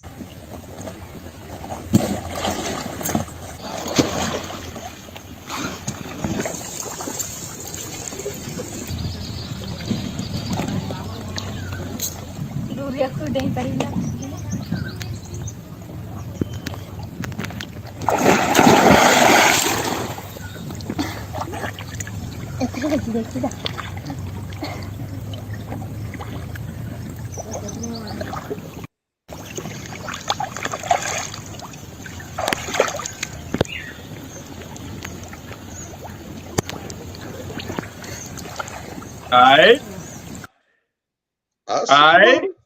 I like it. I love it. She went back and cleaned the fish up, like Bobby was saying, and Jason Black was saying. What type of woman do you have? Do you have a woman that's coming to cook or coming to eat? These women in these third countries, they are raised in a cultural way where they basically are there for their men, and they're traditional in the way that they do things. They operate kind of like a cheetah or a lioness, you know, that go out there and get the kill for the family, you know, feed the family. The man is just there to protect. A lot of them operate in that essence. So here it is. This woman, you just see, she just died, went and got something to cook for her family, for herself. She dived off in the water. You didn't hear her say, "Oh, my hair, my weave." You didn't hear none of that. She got down, got dirty, did what she had to do to feed her family. And that's what it's about. And that's what it's about. And most important, not only did she do that, but at no point did she think it was a robbery or that it was some kind of taboo thing. I can't believe I'm doing this. I'm degrading myself. No, it's for the family. Listen, exactly. It's for the family. Yes. One of the most telling things that you can use to determine that you are dealing with a bird brain is when a woman says something stupid as that. That is nonsense of the highest order. Somehow, me being a wife is slavery. Me serving my family is slavery. First of all, you're being disrespectful to people who were actually slaves. Correct. We shouldn't trivialize, especially as Black people. We shouldn't be trivializing slavery and talking stupid because we heard someone else do it on the internet, instead of thinking into what you're saying and speaking like a responsible adult. You know, if there was a podcast, a little mini podcast, where there was a young lady who got on there one night, it was a few months back that we saw, and she said that, and that was the last time I actually watched that podcast, bro. Like, you know, somebody said something about being a wife. Oh, you want a slave? It's like this. I can't listen to bird babble. I just can't be bothered with it. You know what I'm saying? Like, and there are too many of us out here, you know, too many brothers too. You know, brothers say silly things also, but it's too many women who think that it's cute. They think that it's attractive to come out here and talk like this because nobody checks them. And this is what we talk about when we talk about accountability. Nobody checks them. You shouldn't have been allowed to come on anybody's show or invited back on anybody's show after you say some stupid shit like that. You know what I'm saying? Being a wife is a valuable thing. What women contribute to relationships are valuable things. Women have gotten into this space where they want to be so much like men that they don't want to do what women do anymore. Mm. When did that happen? And who signed off on it? You understand what I'm saying? Because at the end of the day, and my mom said this to me, you know, my mom be giving me a lot of game. You know, I just listen to her talk sometimes, and she's like, you know, back in the day, you know, women used to be about doing what women did and not be so worried about what men are doing, you know, but so many women have this penis envy where, you know, they want to go out and sleep with all these people because the men do it, you know, they don't even realize it's not the same type of energy. It's going to look different on you than it does on him. They're not taking any of these things into accountability. Now, let me go back a bit because I didn't really get to comment on one of the things that was said before and one of the memes that was put up. I want to caution women. Yes, you do want to have male mentors, but you want to be very careful about choosing male mentors. You want to make sure that you choose somebody sensible and you're not choosing a simp, because Derek Jackson and Steve Harvey are two of the biggest simps on earth, and they're considered male mentors. So I just want to go back to that and touch on that real quick. You got to be very careful, you know, when you start talking about these types of things. You understand what I mean? So Anubis TV says, peace, family, new to the show. Saw some previous shows, loves the content. Salute to you also, brother. That's what's up. But we appreciate it, brother. Yes, we do. But, you know, ladies, be very careful when you're choosing male mentors, because some of these guys are just out here to pander to you and feed you bullshit. You know what I mean? And that's what you got to look out for. You have to look for, you know, you still have to vet these people that you're taking counsel from. Also, then you put up the Kim Kardashian meme. I didn't get a chance to speak on that one either, but let me just go back to that. Yeah. Firstly, dating, age is not the only problem that Kim has in dating, and kids is not the only problem that Kim has in dating. Okay, this woman has carried herself like shit her entire life. You understand what I'm saying? And at the end of the day, yes, having 4 children is a part of it. You understand what I'm saying? But, you know, there's so much more that this woman has done, you know, to make herself unworthy of quality male suitors. You understand what I'm saying? So she's going to have a hard time regardless of whatever. You understand? Yeah. So ladies, please keep these things in perspective. There's a whole host of them out there. Actually, Lala comes to mind. Taraji comes to mind, Tia Mowry, Megan Good, and not all of them have had the same carriage as Kim, but, you know, we need to start getting in the habit of understanding that dating in our 40s and 50s, even in our late 30s, is not really a normal thing. You know what I'm saying? We should have found our person by then. And we, especially if you had kids, if you have kids by someone, the idea is that they're good enough to build a life with. Why else would you have kids with them? Okay. And Kim Kardashian's been divorced, what, 3 times now? And she spent her youth hopping from dick to dick, juggling dicks like oranges. What do you expect? You understand what I'm saying? Like, no, the men are not checking for you like that in your old age. Now that you got kids, they were only tolerating you then because you're above average looking and you got status. But you still, you know, had to find a good simp to wipe you up at the end of the day, the last go round. Right? I'm just saying. So there's that. Go ahead. And just to quick interject on that, and we got to be honest, for the most part, by and large, Kanye was the last train leaving. Last train leaving, bro. He was actually the late train. He wasn't even the last train leaving the station. It was a train that broke down on the yard.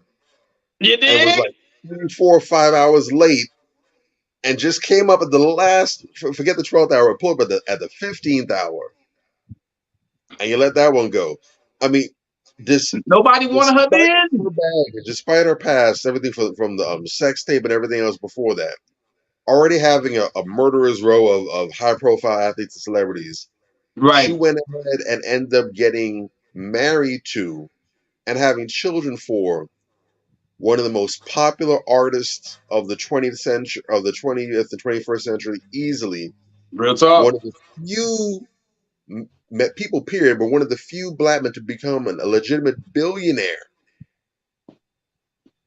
You are the wife of not a millionaire, not a Hmm. multimillionaire, Right. a billionaire. And she squandered that too. How many I'm women just can saying. say, how many women can say that, especially considering her past? I'm just saying. When women It's like a to talk about miracle. these fantasy situations, oh Right. well, I can get everything in water.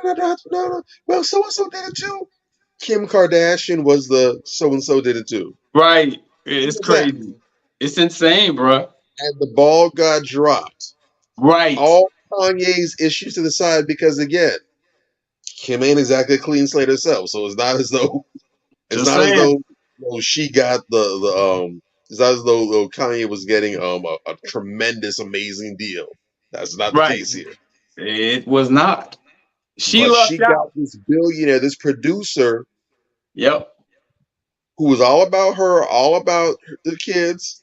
Yeah. No rumors about him out, and that's another thing because um all these things that a lot of these dudes and these so-called personalities like to talk about how all rich men cheat, all rich men are out there blowing money. Hmm. When you're a billionaire, not just a billionaire, but when you're a billionaire entertainer, you Yeah. don't have privacy. You don't You have it. don't. It don't matter how many NDAs, non-disclosure agreements you have people signing. Right. It don't matter. Once you get that billionaire stuff, everyone wants to be in your money, in your business. An NDA Hmm. hit is nothing compared to how much you're gonna make off the talk show circuit, the books you're gonna write, and everything else. So that's Real nothing. talk. Real If talk. Kanye was out there with other women while he was with Kim, we'd heard about it. We definitely heard about it. It would have And been on the Shade Room. It would have been mhm. on You got, the Reels. It would have been out there. So you and got you yourself gotta, a billionaire husband who, by all reports, is faithful to you, doesn't spread his Johnson to other ballparks. Real talk. Let that go. and and you Of course gotta he Even if did. she gets understand. another dude, he will be nowhere near who and what Kanye was and is. Nowhere near. It'll be a Real far And cry. talk. She Real reached the talk. mountaintop, and it's all downhill from there. Hmm. and I want white women that's watching this to understand this, because I think a lot of them don't really think that because they feel like they come with the privilege based on their skin color. Yeah. But one thing about dominant white society is that they stay on code.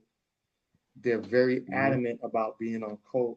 Yes. And you can be a whore to white men all day long and get wifed up by white men all day long. Mm. But when you cross the tracks and you start having being whored out by black men, AJ, Mm. and now you have Negro children, and Uh-huh. remember they still go by the one drop rule. Yeah. So you have Negro Mhm. children now, 4 Negro children. Hmm. That's not going to be appealing to any white man of statue, because most white men of statue still have an allegiance to white supremacy, indirectly or directly. True. And they're not going to take in Negro children because now they see you as a Negro lover and you're X out of certain communities or certain enclave in the white communities because Hmm. of that. Just because that rule ended in the 1970s, Yeah. it still lingers and it still is in effect. It's just not a law, but it is a written code that still is applied. Just like Absolutely. you can live anywhere you want, but there is sundown towns, right? Oh yeah. Oh yeah. So, you know, you are supposed to be free, but you understand that we still aren't free. So everything that they erase from the laws is still held up under their code. You know what The I'm saying? common And law. exactly, their common law. Hmm. So I just want y'all to understand that. And like in the black community with black women, y'all say hoes get wifed up. Uh, that is subjective because a lot of times women call other women hoes because they feel like they act a certain way. And that's not why they got wifed up. You don't know what they did behind the scenes that this man liked. And it's Mm-hmm. probably something that you could have done, but you had too much pride not to do it. And that's why you say the hoes get wifed up and women like you don't. So Mm. understand that black men don't wife up hoes like that. They wife up men. I mean, they wife up women that come with a certain element and a certain style and a certain fit that goes well in their system. So I just wanted to keep that. I want y'all to keep that in mind when you think about those things because those are the elements that really are real life situations that will help No you doubt. and not hinder you if you take it Mm. the wrong way. But before we get into the next segment, I just want to show two videos, and I think these two videos are very powerful, right? And it goes back to what Major was saying about a lot of guys talking nonsense with certain things. A lot of guys, y'all listen up to what this beautiful sister, and we had her on Crown Check, and the sister spoke some real dope stuff. And then the other one is the epitome of woman. When you talk about the queen and the mother of black woman, the Mm. essence, the classiness of black woman, ain't no other person but this lady. So I'm gonna show you two powerful black women, right? And the Mm-hmm. first one I'm gonna show you is I remember there was a meme going around. It was this asinine meme going around saying that men were asking women that to wake up 3 o'clock in the morning to fix them food. I thought it was a very silly conversation, a silly dialogue. I'm not asking my wife 3 o'clock in the morning to fix me some food. I'm gonna make sure she gets her rest because both of us got a hefty day in the morning. Mm-hmm. I will starve till I get in the morning before I ask my wife to go out there and slave. Or I'll go in the fucking kitchen myself and go make me a sandwich. Mm-hmm. You rest, I go in there. Because guess what? 3 o'clock in the morning, I don't need you rolling around the house anyways. Because of a man that is a protector, I'm gonna want to go into these rooms because I don't know. Most people rob your house around that time of night. Most people Mm-hmm. burglarize your house around Mhm. 3 o'clock in the morning. So why Mm-hmm. would I even want my woman to be going there and functioning around? And next thing you know, there's a dude hiding off in the corner. She could get shot or killed. I'm gonna go in there and I'm gonna do what I need to do. You rest. That's fine. But I just want to show you and let y'all listen to what the sister had to say. Saw a video of these boys asking women if their man woke them up at 3 o'clock in the morning and asked them to cook a meal, what would they do? Before we even get into answering the question, let's just analyze the question. Is it a reasonable or even common request for someone to wake someone else up at 3 o'clock in the morning and ask them to cook a meal? This is why I want us to be released from the clutches of stupid podcast questions. As a community, we discuss all sorts of situations and hypotheticals that'll likely never occur because it's entertaining. We really have to think about the ramifications of a lot of these dumb conversations. Because all the men in the comments was saying that, see, this is what's wrong with modern women because they won't serve their man. But it's like, who's going to ask somebody to do something like that in the first place? Mm-hmm. I'll be happy when thinking critically comes back in style. Because there's no Mm. trophy in Yeah. As Well said. always, Erica Lachey for the win. Yeah. Yo, this You system know, is Definitely. powerful. and my Very my powerful. that there's been like when that around the time where that whole little thing was a conversational thing actively. Mm-hmm. There's probably maybe a string of several other questions in the several month span beforehand related to that more or less with those weird questions. But the thing is, and I have to remember and bear in mind, I forgot and I just remembered again, the average literacy level of adults in the United States is at a fifth grade level or below.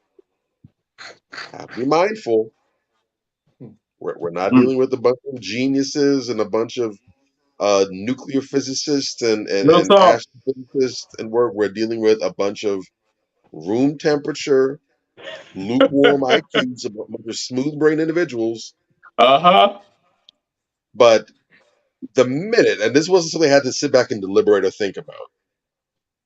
The minute I heard that question, I did think, yeah, this does sound kind of goofy. But at the same point in time, the first thought I had in my mind was, if I was in a situation, I would hope my woman would say yes to the request, because I would, first and foremost, I would hope that she would understand that if I'm waking her up out of her sleep to make me some food at 3 o'clock in the morning, it's for a damn good, important reason. This ain't no casual, I'm bored, I got insomnia, I'm gonna wake up to go get me a sandwich. Man, can you make me a sandwich? I would hope that she would have enough love and understanding for me that if I were to make that request, she'd understand, okay, if he's asking something serious, let me go ahead and whip something up for him right quick. Real talk. That's my thinking. Mm-hmm. But what I learned, well, I didn't learn that, but what was reinforced me based on the vitriol, just the nasty attitudes, is I saw a lot of people, particularly women in this case, because the question was geared towards the women. But I saw a lot of people respond to that question from some very unhealed, traumatized places. And Mm-hmm. it was to me, because I'm seeing the same consistent responses all throughout. What it reinforced to me is how horrible people are as judges of character, and how woefully lacking they are in their ability to properly select a mate. Mm-hmm.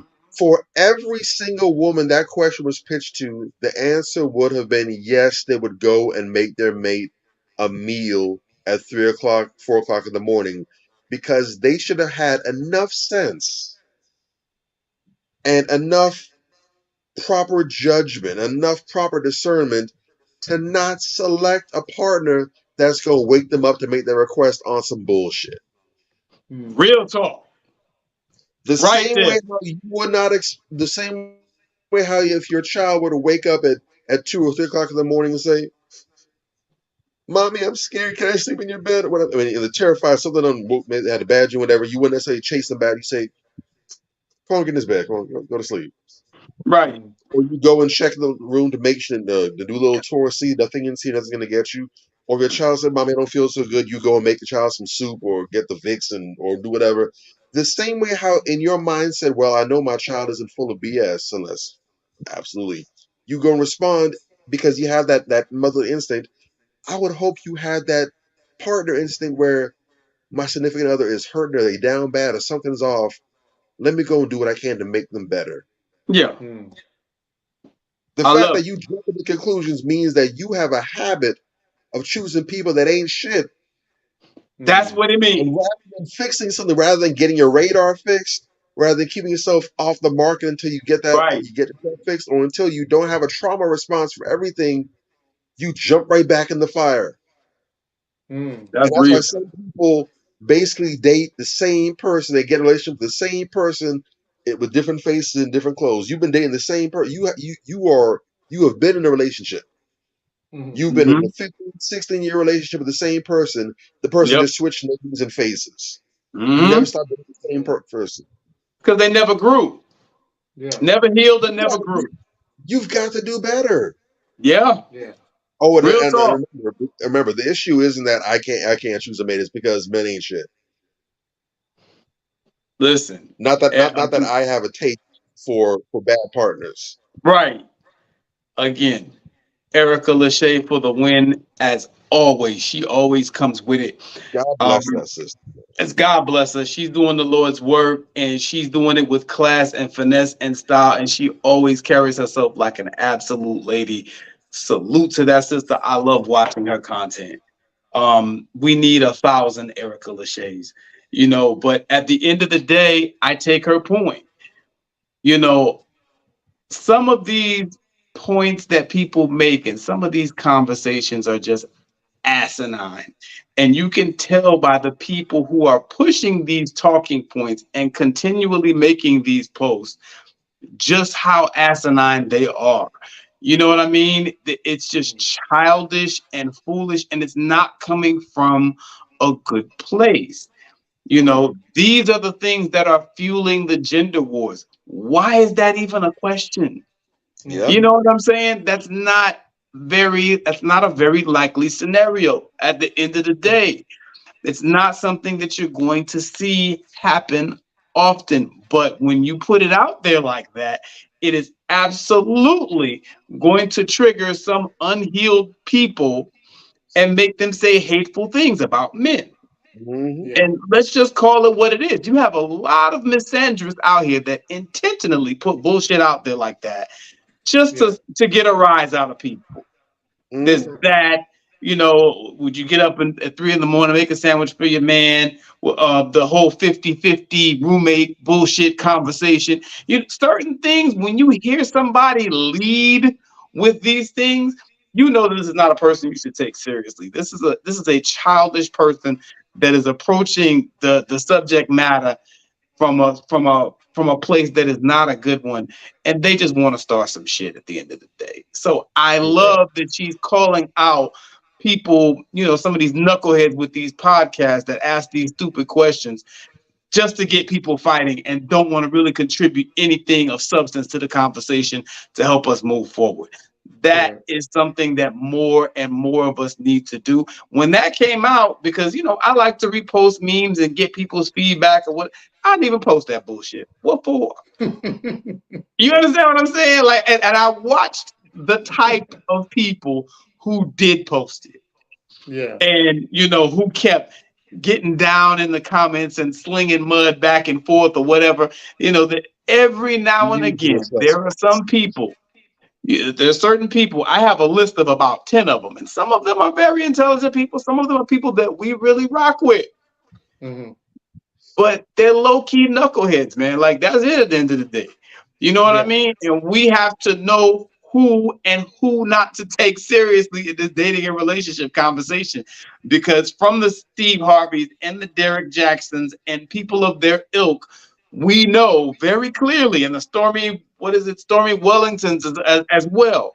People of their Mhm. ilk, we know that there is a lot of money to be made and a lot of shine to be had from taking gullible people and Mhm. Yeah. triggering them again and again and again and Mhm. telling them what they want to hear again and again and again and not really doing shit to help them, you Yeah. know, but just keeping them on this hamster wheel. Right. We have to beware of these fraudulent ass people out here doing this bullshit, and Mhm. I think that a lot of us give these people way too much of our energy and way too much of our time. We, the audience, need to be smarter than that. You look at Mhm. somebody like Suki Hana, and yeah, music is despicable and disgusting, but I'm more upset with her fans than I am with her. Yeah. Why does she have over 500,000 fans just on Twitter alone? Why? What the hell is she putting out that so many people are gravitating to, and why? You got to Yeah. think about that to bring it back and tie it all in with the concept of protecting your peace. Sometimes welcoming chaos into your space is the ultimate way to not protect your peace. Yeah. We got to be smart enough to see that coming. That is Oh, true. yeah, yeah, yeah. Go ahead. I know you got some And, more. yeah, I wanted to show our queen that is the lady of class, and I'm Okay. not gonna do anything no further. Y'all already know who it is. Hold on. I thought it was Erica That's Lachey. how you Who may is it? raise your daughter differently than your mother raised you, simply because times are so different. I will not raise my daughter differently than my mother raised me. The rearing I got from my mother, words cannot express. I could live in any time, I could live in any country, I could live on any planet, and I would be fine. What was the key? The What did your mother know? What truth was coming through your mother that's going to come through you to your daughter? My mother gave us aphorisms to learn as children. And there are two that stand out foremost in my mind. One is the inner reality creates the outer form. I learned this when I was in grade school, was very young. And the other is the And she says the other is the universe. universe Why is it? born. I learned this when I was in grade school. I was very young. And the other is Yeah, I don't know why it keeps stopping God on certain damn. parts of it. But it talks about the other one is the universe. Disrespectful. All she said is the universe bears no ill will to me, and I bear no ill will to the universe. So, Wow. you know, Wow. she's always been that superb woman of class Yeah. and the epitome of what you look forward into a woman like. She's definitely the ultimate woman that you. She's the poster child Yes, for being Like ladylike. Real yes, talk. you know, I know it's cliche, and I'm a little I'm low key blushing a little bit because I'm almost embarrassed to say it because it feels so cliche, and by default it feels like it's almost disparaging of her and insulting, and I'm apologizing for it. Mm. But when they use the term, when they say God must have broke the mold when he made somebody, look, Yeah, because they yo, cranked real out talk. a Felicia Rashad, and they said, "Man, this was a 101. Ain't gonna be no more." Yeah, Whether you yay it or nay it, whether you love it or hate it, you yeah, got it one good time. You ain't gonna get it again, so you better appreciate it the first go round. It is her, and it's yes, got nothing to do with, and everything about her is timeless. yes, You agreed. talk about, you could put her in a child in any country, whatever. I'd say you could drop down Felicia Rashad in any era, any time in Earth's any era. history, in the Real talk. past, present, and future. That woman gonna stand apart. Real talk. Exactly. She's a Man. whole. She's not a vibe. She's not an attitude. Felicia Rashad is a different state of being. That's a Mm, different plane of existence. Yeah. Yeah. She's the type where just being around her, you gotta take your shoes off like you walking in someone's house first. You gotta take your shoes off without the door. You can't bring dirty shoes up close by Felicia. You can't do that. Real But yeah, talk.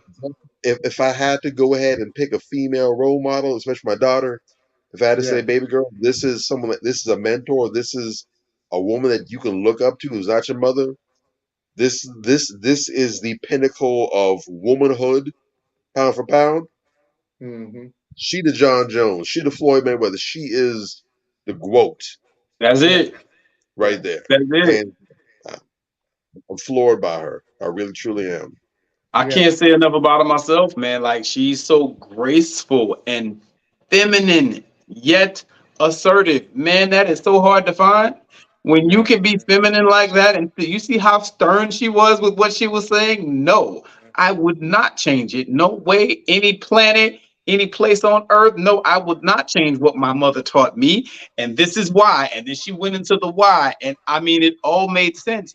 And she didn't sound like a boss bitch doing it. She Yeah. sounded like a woman. She sounded like a concerned and informed and intelligent woman with class. Yeah. Man, shout out to that sister. That's right. That right there, it's a big deal when you have sisters out here like that. And I think that, you know, the white media has done one hell of a job in making sure that they don't have images like that of sisters on TV no more. No. Mm-mm. Yeah. Right? Because That's too growing dangerous. up, That's too dangerous. growing up, all of the little girls growing up wanted to be like Claire Huxtable, which Oh is yeah. not too far from who Felicia Rashad is in real life, Yeah. right? Now who they got on TV?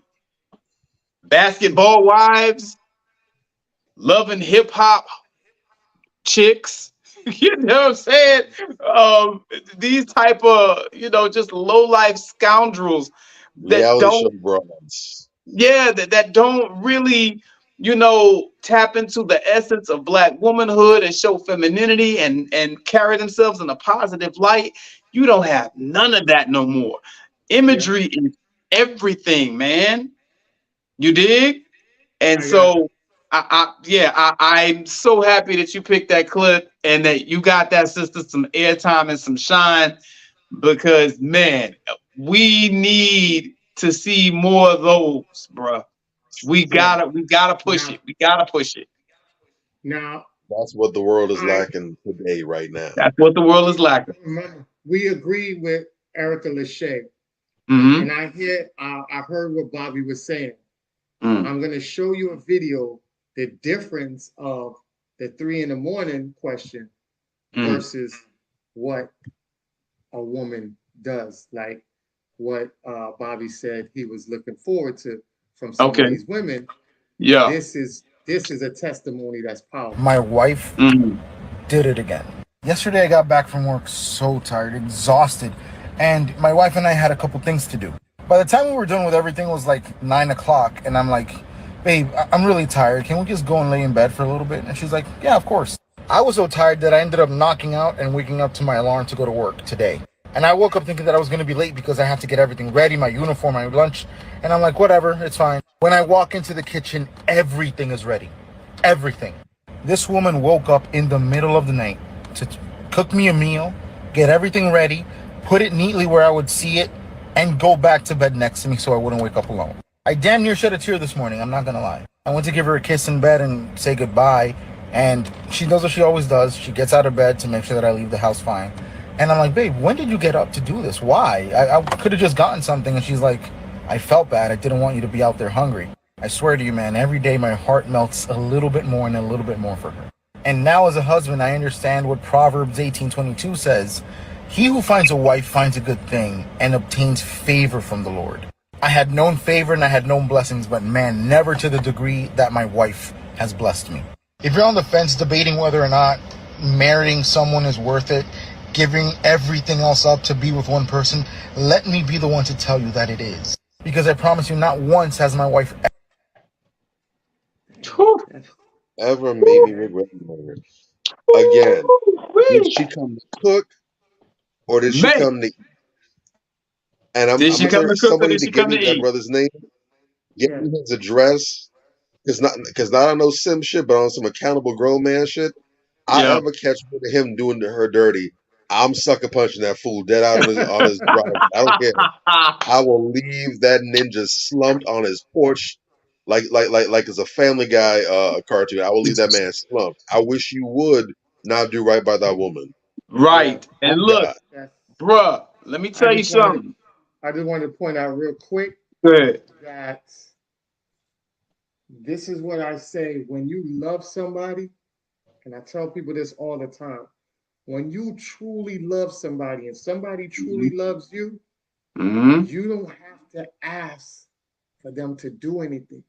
He Real didn't even talk. ask his wife to do anything. Only thing he asked, he said, babe, can we go to sleep early because I'm tired? Mm-hmm. She got up out of there and just sensed that he's gonna be too tired to wake up in the morning and get shit done. Let me do Yeah. this shit now. Let me knock this out the way. I got energy. Let me set the alarm, wake up at 5 or whatever, do all of this stuff, or 4 or whatever, do all of this stuff and everything. So when he woke up, he saw everything laid out for him. Then he Yeah. was like, hey, when did you have time to do this? And she was just like, man, I just felt like I saw you just tired, so I just wanted to do it. That is a person that loves you, that Yes. worships you, that adores you, that wants to see you win at the end of the day. Yes. If you Yes. win, she wins. And she Right. understands that concept. Mm-hmm. That's Let me powerful. And that's let why I me say love that testimony. yes, brother. Listen, I'm gonna tell you, that must happen to me at least once a month. You know what I'm saying? Something like that. You know what I'm saying? Which is why I'm so thankful for my wife. You know what I'm saying? And I will co-sign what he's saying. Brothers out there, if you are wondering, if marriage is worth it, provided you do the proper vetting and you choose the proper mate, I gotta make sure I add that caveat. It is Oh yeah. absolutely worth it.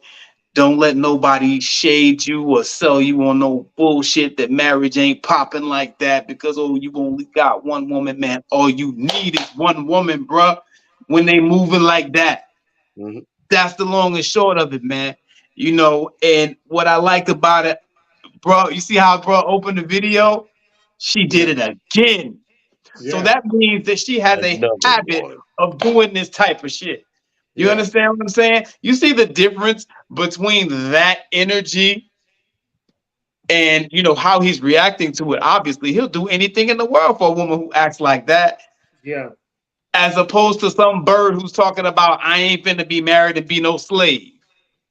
Correct. Shut your ass up. Like, really, this is the difference in the type of energy. And why I always stress to young men when I'm talking to them and they ask the questions about marriage and, oh, I don't know how to, you know, how to proceed, and I'm zigging when I should be zagging. I tell them about stories like that because at the end of the day, that person is someone who is rooted in what? Service. Mm.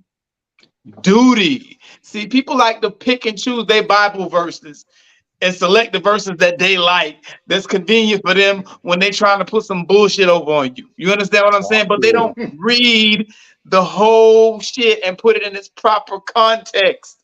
Yeah. You understand? If she is serving you in the magnificent way that this young lady is serving this man, and you are serving her like a true gentleman does his lady, like Bobby said earlier, one hand washes the other. It pleases me to please you. I am serving you. And once you look at it in that type of form, I am serving you and I am glad to. There is no talk of being a slave. Fuck you talking about? You understand? You're glad to do these things for this person because you love them, and they're glad to do the things that they do for you because they love you. And Hell, if this it's way, slavery, you ain't trying to get free. exactly. I'm just saying. They bring you a key to the handcuffs. You throw that thing so far away from you. I'm just saying, bro. Like, it would never occur to me. Wish freedom was like that. You call this freedom? Okay, well, you call it slavery? Okay, well, enslave us. It would never. put us all in It would. chains? It would never occur to me in a million years because I've had days like that. I work all day. I go out, drive in the evening, do my little, you know, ride share, whatever. And then I come home and I still paint the kitchen. You know what I'm saying? Or whatever the case may be. And my wife was looking at me like, this nigga, like, is he Superman? You know what I'm saying? Or whatever. But I'm glad to do it. You understand? That is my contribution to the household. That is what gives, as one of the many things that give me pleasure here. And we have to get, like Bobby was just saying, we got to get out of this weird space where we've kind of lost our humanity. And doing something nice for somebody is a chore somehow. Doing something, you know, that makes someone else smile or that makes life easier on the person that we supposedly love so much we want to spend the rest of our life with. Doing something that's going to make their day easier is a burden. You don't deserve such a person if that's your mental approach and the place that you're in coming into such an involvement. You don't deserve such a person. Correct. Yeah, definitely, man. So we definitely, you know, that's basically some great advice for you guys. We're going to get into our next segment, which is the question of the day. And our question of the day comes in a video form. So I'm going to play the video for you guys, and then you can... if y'all's baby daddy let his new wife, put his hands on y'all child. Because I don't know if y'all okay with that, but that's not something I put up with. I don't condone it. And I'm really finna see what they got going on over here because I'm not with all that.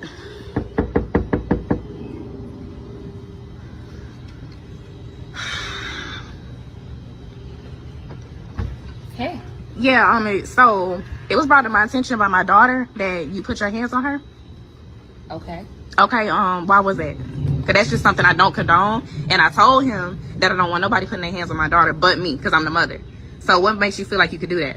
Understood. First off, it was something mutual between me and the father because your daughter was being disrespectful.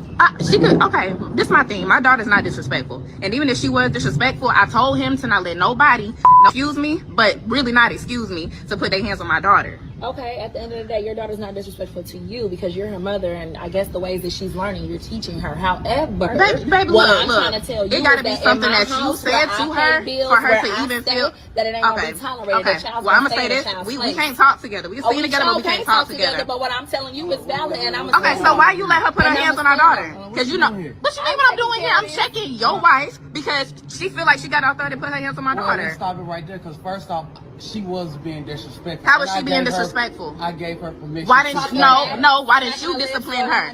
I'm not talking to you right now. Why didn't you discipline her? Because you the daddy. Because I wasn't here. Okay, well, next time call me or something. Because I don't condone that. You need to speak to me. I'm the one that birthed her because this is my daughter. He is. But look, if he's not here to discipline her, then you need to wait. Because you just could have called me about this. You don't answer the phone. You don't answer the phone. And this is what I have to do to get through to y'all. If I got to pull up and act the fool to get through to you, what I'm going to do. It's my child too. Okay, but if you aren't there in the vicinity. How you come in my house and try to act the fool? What you mean act the? You weren't here. So if you were not here, then how you going to punish her? How you going to do that? So that's not her right to do that.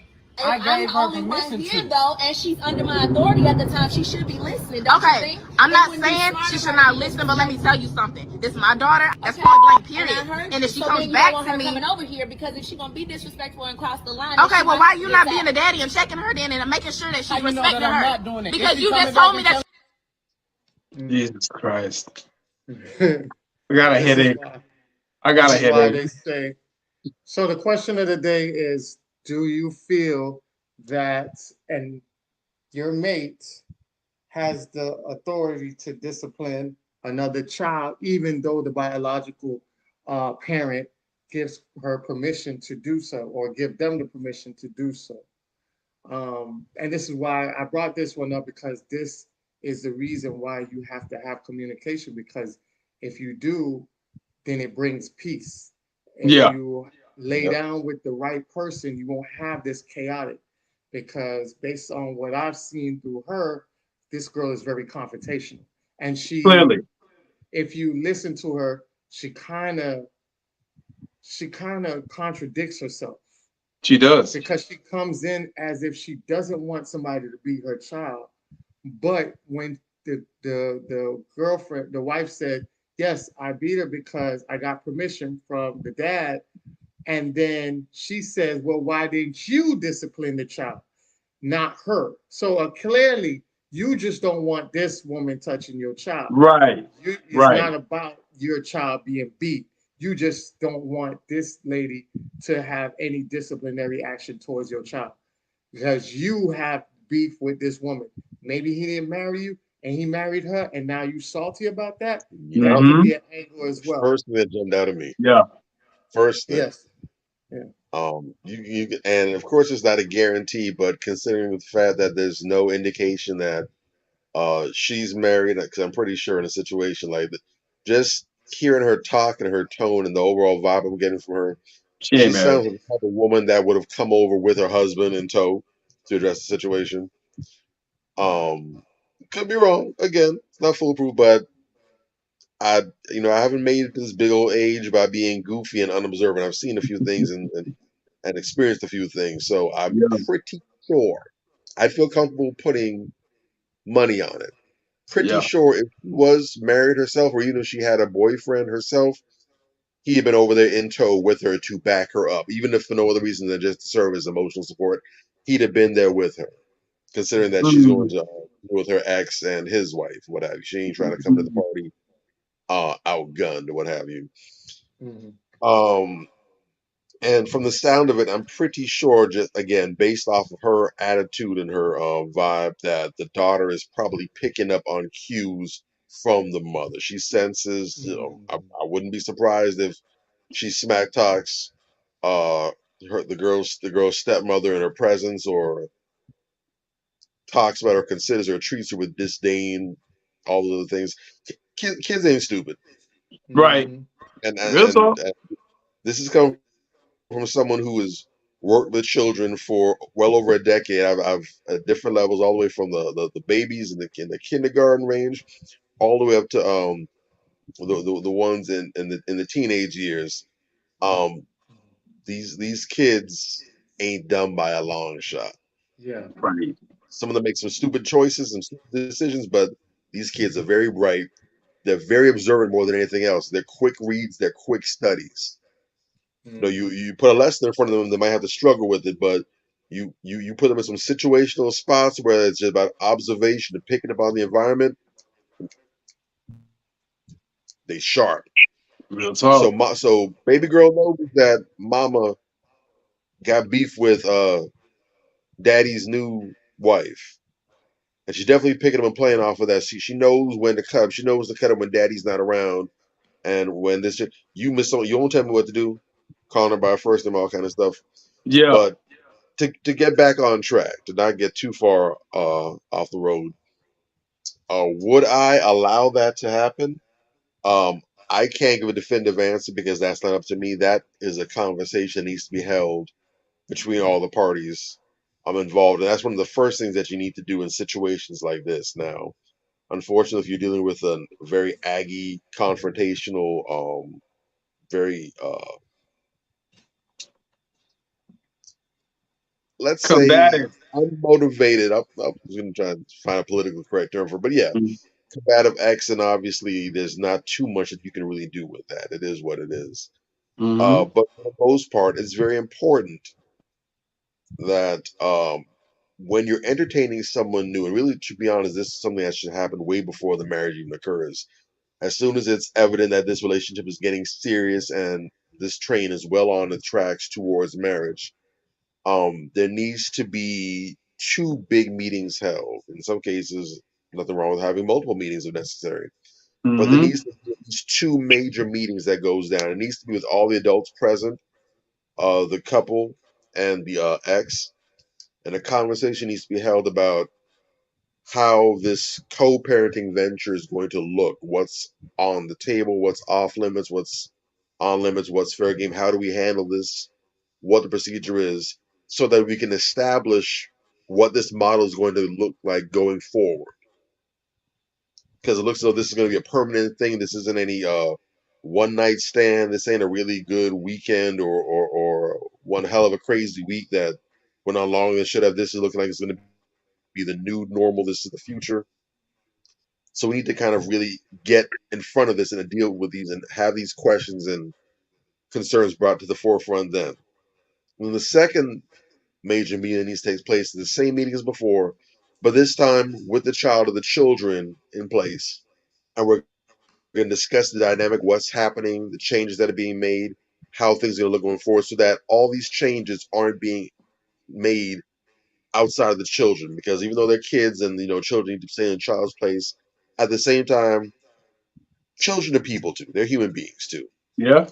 And it's already a huge world-changing event when mom and dad are no longer together. That all by itself is already a huge thing to deal with, especially if the child was in the picture and aware and cognizant beforehand, before the separation and everything. It's important that this conversation is held so that this child does not feel powerless and helpless, Mm-hmm. like life is happening to them, like they have no say so, that their family structure just shifts and changes on a whim, that they're not being forgotten, left to the side. It's important that the child, even if they don't have much in the way of a say so, it's important that this child is made to feel a part of what's happening, because it's also going to do more to help get them on board. And it Correct. also goes a long way to avoiding situations like this, where the child, like, basically, to be blunt, who does bitch think she is? Shame her mama?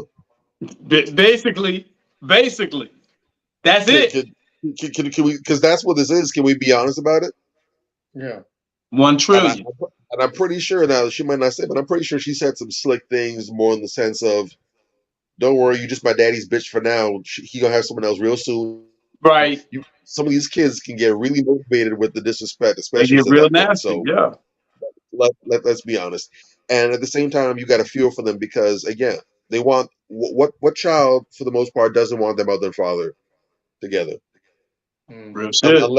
unless one of the parents was severely abusive and highly combative. They were just making life in the home a living hellhole. There isn't a single child out there whose parents are separated that doesn't have some secret deep wish in their chest. I just hope that one day mom and dad get back together.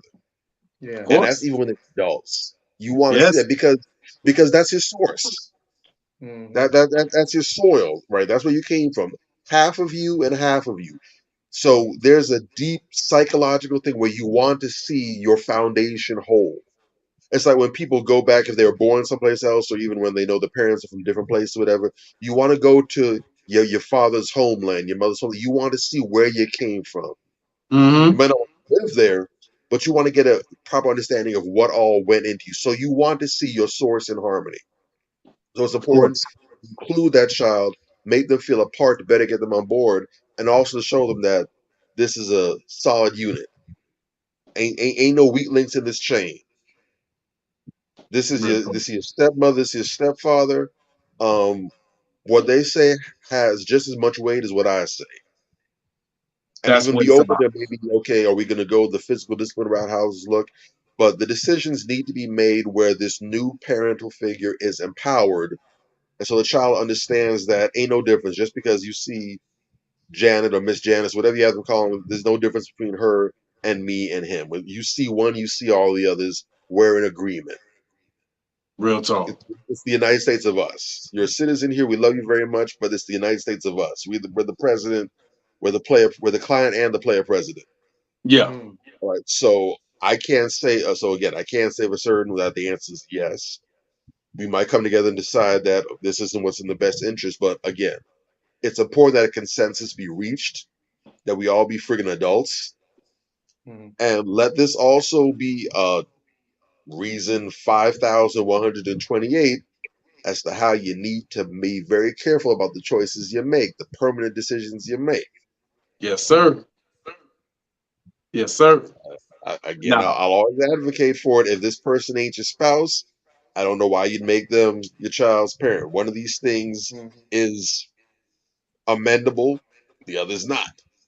I don't know why we would have more fear and trepidation and hesitation in the hearts about the thing that can be undone than the thing we can't walk back from. But I critically think yeah, that's how I real life. talk. So and again, you understand that's not how the world operates. So that's me. Mm. Mage, what you got? What's your thought process, man? Man, I've actually been in this situation before, by the way. So let me start off with that. Let me preface what I'm saying with that. This is part and parcel, you know, of the reason why I promote and push nuclear families so much. It's one of the main reasons why I promote and push for nuclear families, strong nuclear families so much. And as a person myself, and when I advise others, I stopped dating women with children really for this specific reason. You know what I mean? That was the top three. You know what I mean? But that was the most heavily weighted reason why I stopped dating women with children, because you get into this power struggle. God forbid the other parent is a jackass like this woman in the video. I detest hood rats. Everybody knows that. You understand what I'm saying? But there's a certain type of hood rat, a special type of hood rat that will take children and weaponize them. And I feel like there's a VIP section in hell for people like this, because you're actively becoming a volunteer in unraveling the social fabric of society as we know it when you do stupid, idiotic shit like this and post it online. Everything is not meant for everybody to see online. See, that's one of the first things that bothered me about this video, is the clout chasing angle from which this woman is approaching this very serious, sensitive, and personal situation with. Childish. Why you go? How old are you? You know what I'm saying? Like, why are you going to your child's father's home where he's there with his girlfriend or wife or whatever she is, and you're videotaping this to put online to show to however many strangers? This is something that is affecting your life. You understand? Now you got the opinions of hundreds of thousands of people chiming in. That ain't gonna help. You understand? There's Like no, people there's don't no critically investment in this think. situation. Your life is entertainment for them. I'm just saying, like you are making yourself. That's cooning to me. It really is. That's really cooning. Because what logical reason do you have to videotape this and share it with the world? That's my number one problem. There are a few problems I have with this, but that's my number one problem. Um, Again, I totally agree with everything that Bobby said. I think that was a very thoughtful answer with saying, you don't necessarily know which way it goes. I don't necessarily know who to side with. However, when you are a parent, and I've been a parent, right? Like not a parent, but a parent figure in a household where, this child is responsible for your covering.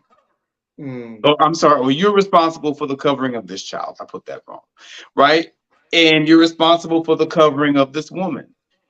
4 words. You must have order. Period. Okay? If you don't have order, chaos ensues.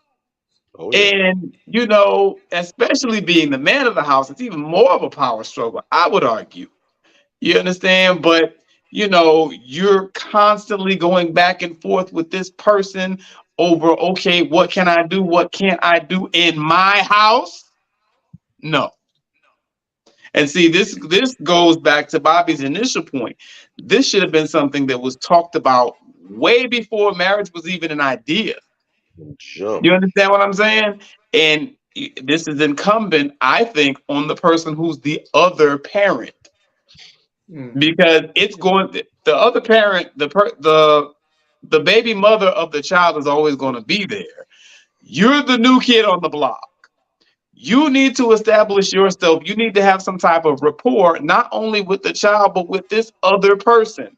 And it needs to be something that is seamless. It needs to be something where you guys are cooperating and you have a cogent relationship where, like you said, hey, because this person said it doesn't mean that, it ain't something you got to listen to. This person is an authority figure. You live in her house. See, the mother, if she were a mature adult, would have gone out of her way to establish that her child properly respect this woman so that we would have never gotten to this point in a perfect world. You understand what I'm saying? Because this is where your child lives, or at least some of the time this is where they live, and they need to respect the adults in that household. Yeah, you can let it be known how you feel or whatever, and you not having this or whatever the case may be, but at the same time, your child has to comply. And if your child ain't complying, then shit starts flying. You understand what I'm saying? Because you cannot have this type of situation where there is no order. It never works. And if something like that unchecked over a period of time will destroy not only the father's relationship with his new girlfriend, but also destroy the kid's relationship with the father and possibly with the mother. Because when you start making the father hate you, you understand what I'm saying? Kids can sense that. You destroyed this man's marriage, the kid can sense that. That's going to have an effect on your child too. And Facebook and Instagram and TikTok don't need to be chiming in on this. We really have to check ourselves and act like responsible human beings out here, especially when it comes to our kids. The child sees that hood rat behavior in the mother. That's probably why she's acting like that. She sees the mother don't respect nobody. The mother don't respect herself, does all kind of foolish nonsense. Well, hell, why should I, like Bobby said, who is this bitch? Nah, bro. Go ahead. No, go ahead, finish. No, I'm just saying, I can't say that the mother should definitely say that this other person has a right to put their hands on their child. That's something that they all have to discuss and agree on. But if she did, I understand. But there absolutely has to be order and an understanding before going into this that this is how we proceed. If you have a problem with me putting my hands on your child, that should be agreed upon in the adult conversation that Bobby talked about, and that should be what's up. If you agree that this person can put hands on your child, that should have been agreed upon also, and everybody knows where everybody stands going in. You never go into a situation like that without properly vetting everything. So that's my 2 cents on that. Excellent point you guys made. I have been in this situation, literally been in this situation. I'm writing a book about it. I think that what I've been through and what my experience and my mentality, I think I have a solution for this type of problem. Okay. The first thing I did as a man was I wanted to meet the child's father. I wanted to meet the father of the children, right? And we met. We had a conversation. We had a dialogue. And my ex wasn't in part of that. It's just man to man. Let's talk. As it should be. He was down for that. Told me what he wanted, what he would allow and what he wouldn't allow. He said to me as a man straight up, he said, let me tell you something. If my children are disrespectful to you, I want you to handle how I would handle the situation in the household. If you feel it's necessary to discipline them in any physical or any way you want, that's cool. Because I know the type of woman that my girl I know the type of man that my girl deals with. So I know you have good intentions for my children. Major key right there. That's big. Huge. We laughed about it. We laughed. We talked about other stuff, but we established that. It's huge. And why this was key. I'm gonna tell you why it's key to do this. It was around Christmas time. My stepson felt like he wanted to go under the Christmas tree and tear a little piece of the gifts to figure out what gifts we gave the children. So he was going back and telling the children what kind of gifts was under the tree, basically and trying to be slick. Snitch. So snitching is tattletale. My girl, she found a couple of, because she was putting gifts. She wasn't putting all the gifts out at one time. She was putting little by little. She noticed when she moved the gift that it was slightly torn. So she knew that he did it. And she told him, listen, don't be out here tearing no gifts trying to tell people what they got or trying to figure out what you got. Y'all can wait till Christmas and y'all find out what you're going to get. Well, one day he didn't know. I guess he thought I left out the house. And he went to go under the tree, and I caught him. And I said, didn't your mom tell you that? And I grabbed the belt, and one time, soft tap right on his back. He's like, okay. He says to me, I'm going to tell my daddy.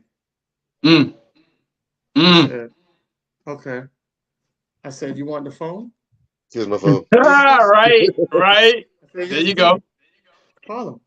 There you go. My girl was home. Let me call him for you. I got him on speed dial. There you go.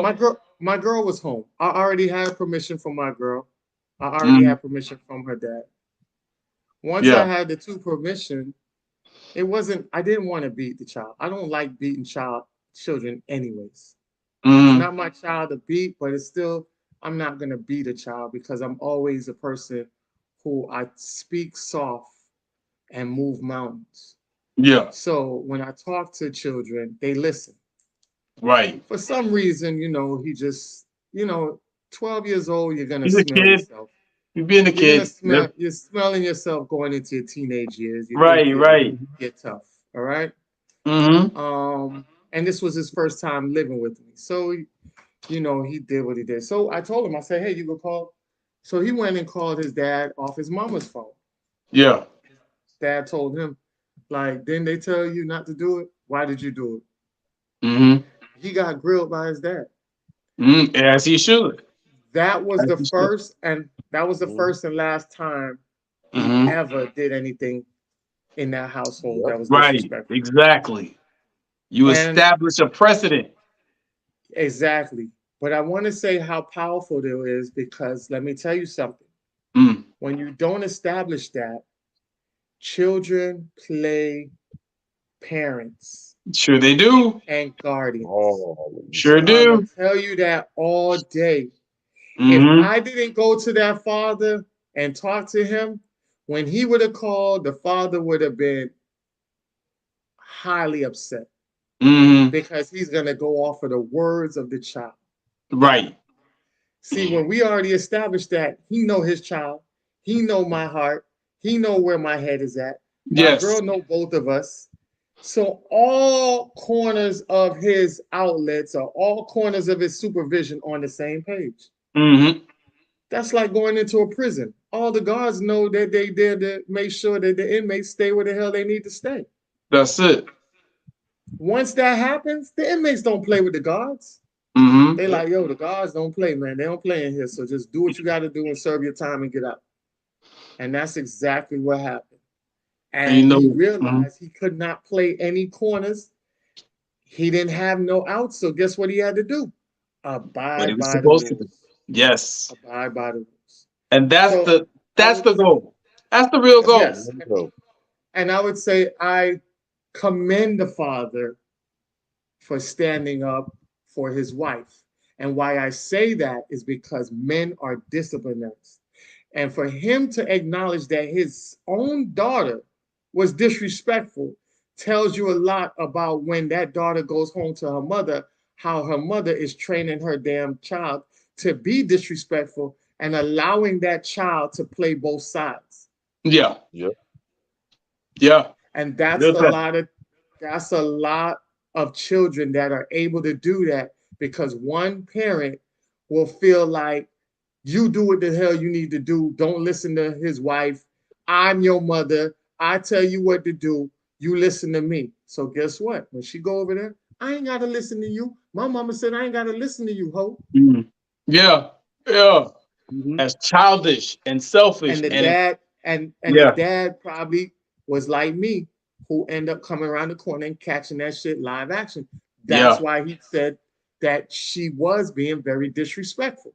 Mm-hmm. And if he wasn't there that caught it there, he probably caught it on the phone while the little girl was being disrespectful, not knowing she had probably called his father and he's on the phone and Yeah. listening to his daughter being disrespectful and gave permission over the phone, like, discipline her.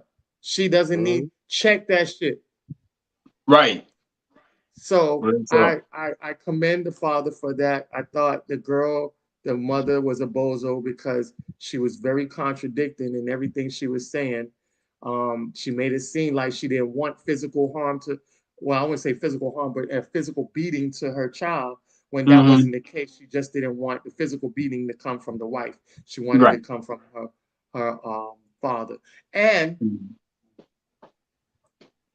you know, I know it's not true, but based on men and women, Mm-hmm. women can be a little bit more lenient with the beatings than men. So she probably would have got a worse ass whooping from her daddy, if you really want to look at it like that. Very Daddy well would have could tore her have. ass off the shit. Daddy would have tore her ass off the check. You see what I'm saying? She Right. probably gave her a little pow pow, but the daddy would have whooped the skin off her. Mm. You know, so I that's my take on that. So So we'll wrap it up with that. great points. Definitely want to show you guys this funny little video to lighten up the mood before we get off into Hell Nah. Hell Mhm. yeah. All right. Why do ladies have balloons? Balloons? Oh, well, when we die, they inflate and we float up to heaven. Auntie Sally must really want to go to heaven. What do you mean? Well, the other day she had her balloons out and Dad was blowing them up. And she said, God, I'm coming.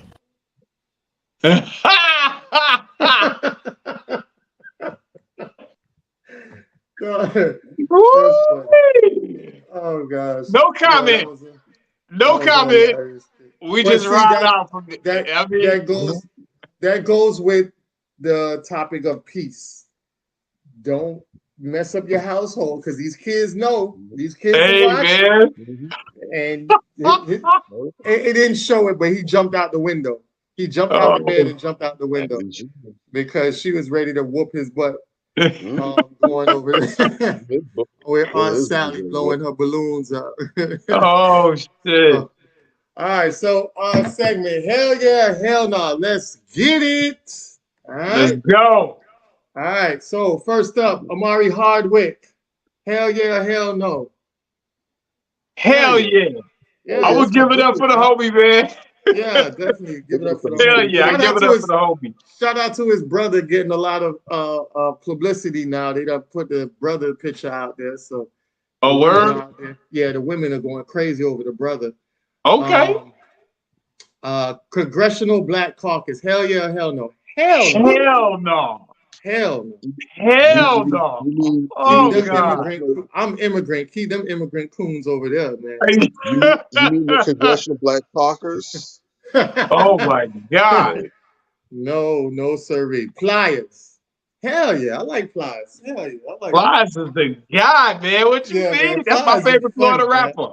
That's my favorite Florida rapper. Yeah. Pliers. What makes me love Pliers so much is his daily talks. Like he'll just have conversational pieces, and he talked about that. He was talking about how his mother. He told his mother that, look, this world ain't for you to do it alone. It's for a man to be with you and you be with a man. It ain't for women to do it alone, and it ain't for men to do it alone. America ain't built for this shit. It's built for both of us to work together and do it alone. Mama, I don't know how emotional you are, but I'm telling you now, that ain't the way. You can tell me all this other girl power stuff. It ain't the way. A man's supposed to be with a woman's supposed to be with a man. We supposed to be together and figuring this shit out together. Not you be alone trying to figure it out, and not men be alone trying to figure it out. We together. Hey, that was powerful shit. That is.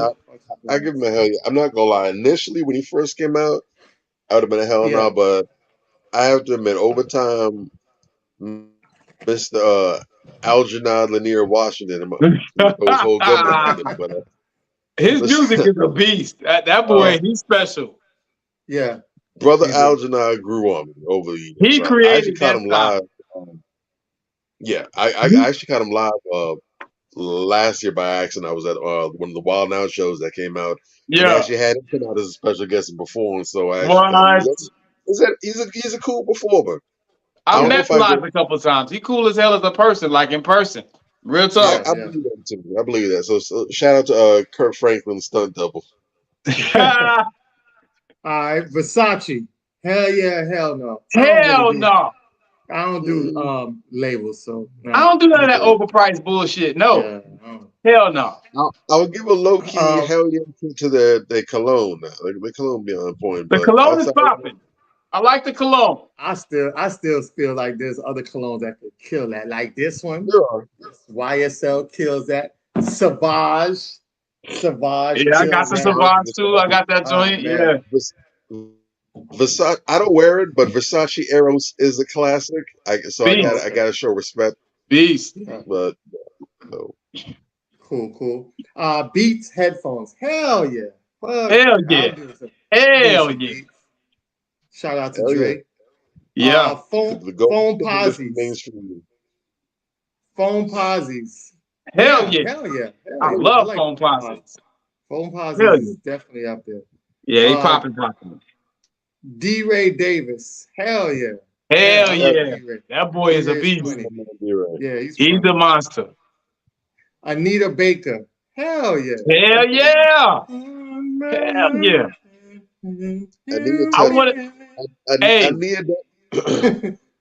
Anita does for me musically what Felicia Rashad does in general. That music just says it's a beast. It's just it really is soul. That does something. It stirs up your insides in a positive way. Ed is trying to give us a solo, right? You know that's a cleaner music, dog. You can go from cleaning to crump however you feel. Anita is a feeling. I wanted to see her battle Sade in the verses, bro. I still want to see that.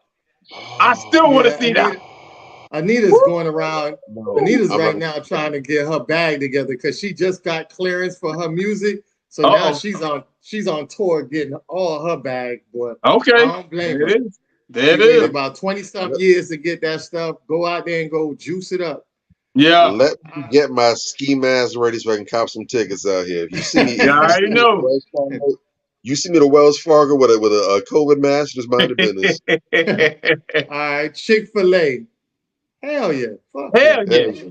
Hell Love yeah. Chick-fil-A. Ooh, Aquaman. Hell yeah. Fuck hell yeah. no. Aquaman? Hell no.